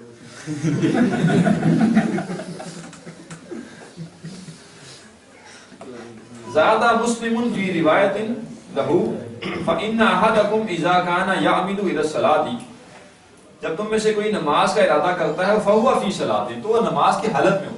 क्या मतलब, जब एक शख्स ने वुजू कर लिया वो नमाज के लिए जा रहा है, तो वो नमाज की हालत में है, अल्लाह ताला ने उसके जिसे कहते हैं मीटर चलना शुरू हो गया उसके सवाब का, तो उसे चाहिए कि आदाब का एहतराम करे। ऐसे ही मना किया गया कि मस्जिद में कोई इंसान जाए तो वो उंगलियों में उंगलियां डाले, उंगलियों में उंगली डाले से मुराद नहीं है कैसे करके ना बैठे, इससे मुराद है सुस्ती की इलामत, ठीक है। हमारे उस्ताद जाएगा तो ऐसे ये मुराद है, ठीक है। और मस्जिद में बैठा हुआ ऐसे कर रहा है, ये सुस्ती की इलामत है ना, कि वो गया उसे लड़ाइयाँ आ रही वहाँ पे, तो वो थोड़ा सा अटेंटिव होके बैठे कि ये मैं इबादत की हालत में, तस्बीहात पढ़े या कुछ तरह से, ठीक है। जी ये चीज़ों की ताज़ीम है ना, नमाज की इल्म के लिए आदत और एहतराम के साथ आए, वक़ार के साथ आए। वानी इब्न अब्बास रज़ियल्लाहु अन्हुमा अन्नहु दफ़अ मअ नबी सल्लल्लाहु अलैहि वसल्लम यौम अरफा, हज़रत अब्दुल्लाह बिन अब्बास रज़ियल्लाहु अन्हु से रिवायत है कि वो वापस आए नबी सल्लल्लाहु अलैहि वसल्लम के साथ यौम अरफा को, फसमिअ नबी सल्लल्लाहु अलैहि वसल्लम वराअहु ज़जरन शदीदन व ज़रबन व सौतन लिल-इब्ल, कि नबी सल्लल्लाहु अलैहि वसल्लम ने अपने पीछे आवाज सुनी, ज़जर कहते हैं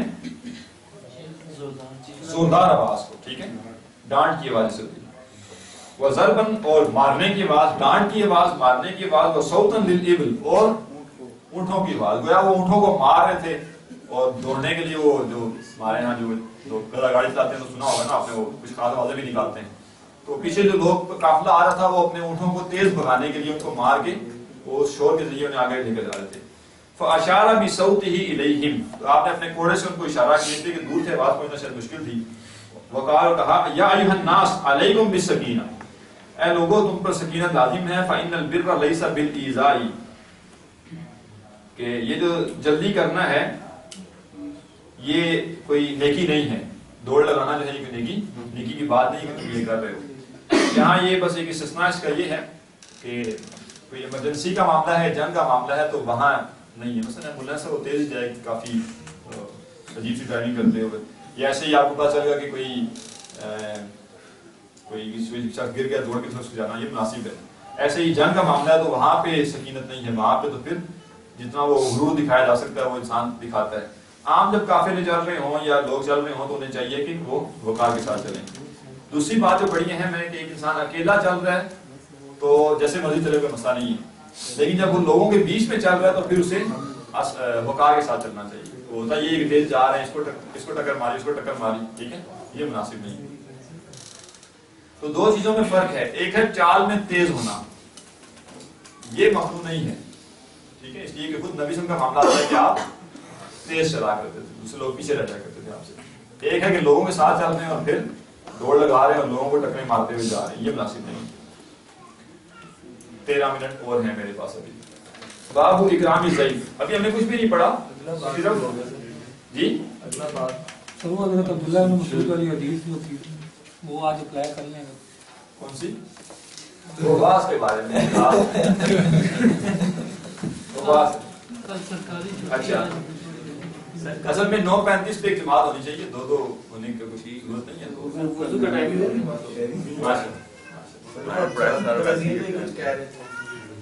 चलें, आपका जो टेस्ट होना है वो नहीं 699। हमने एक उसूल कायम किया था कि 100 से जो भी करीब होगा पीछे या बाद में, तो 99 करीब है 100 के, ठीक है। तो टेस्ट वाजिब हो गया आपके ऊपर इंशाल्लाह मंगल वाले दिन। 698 सर 601 602 से 98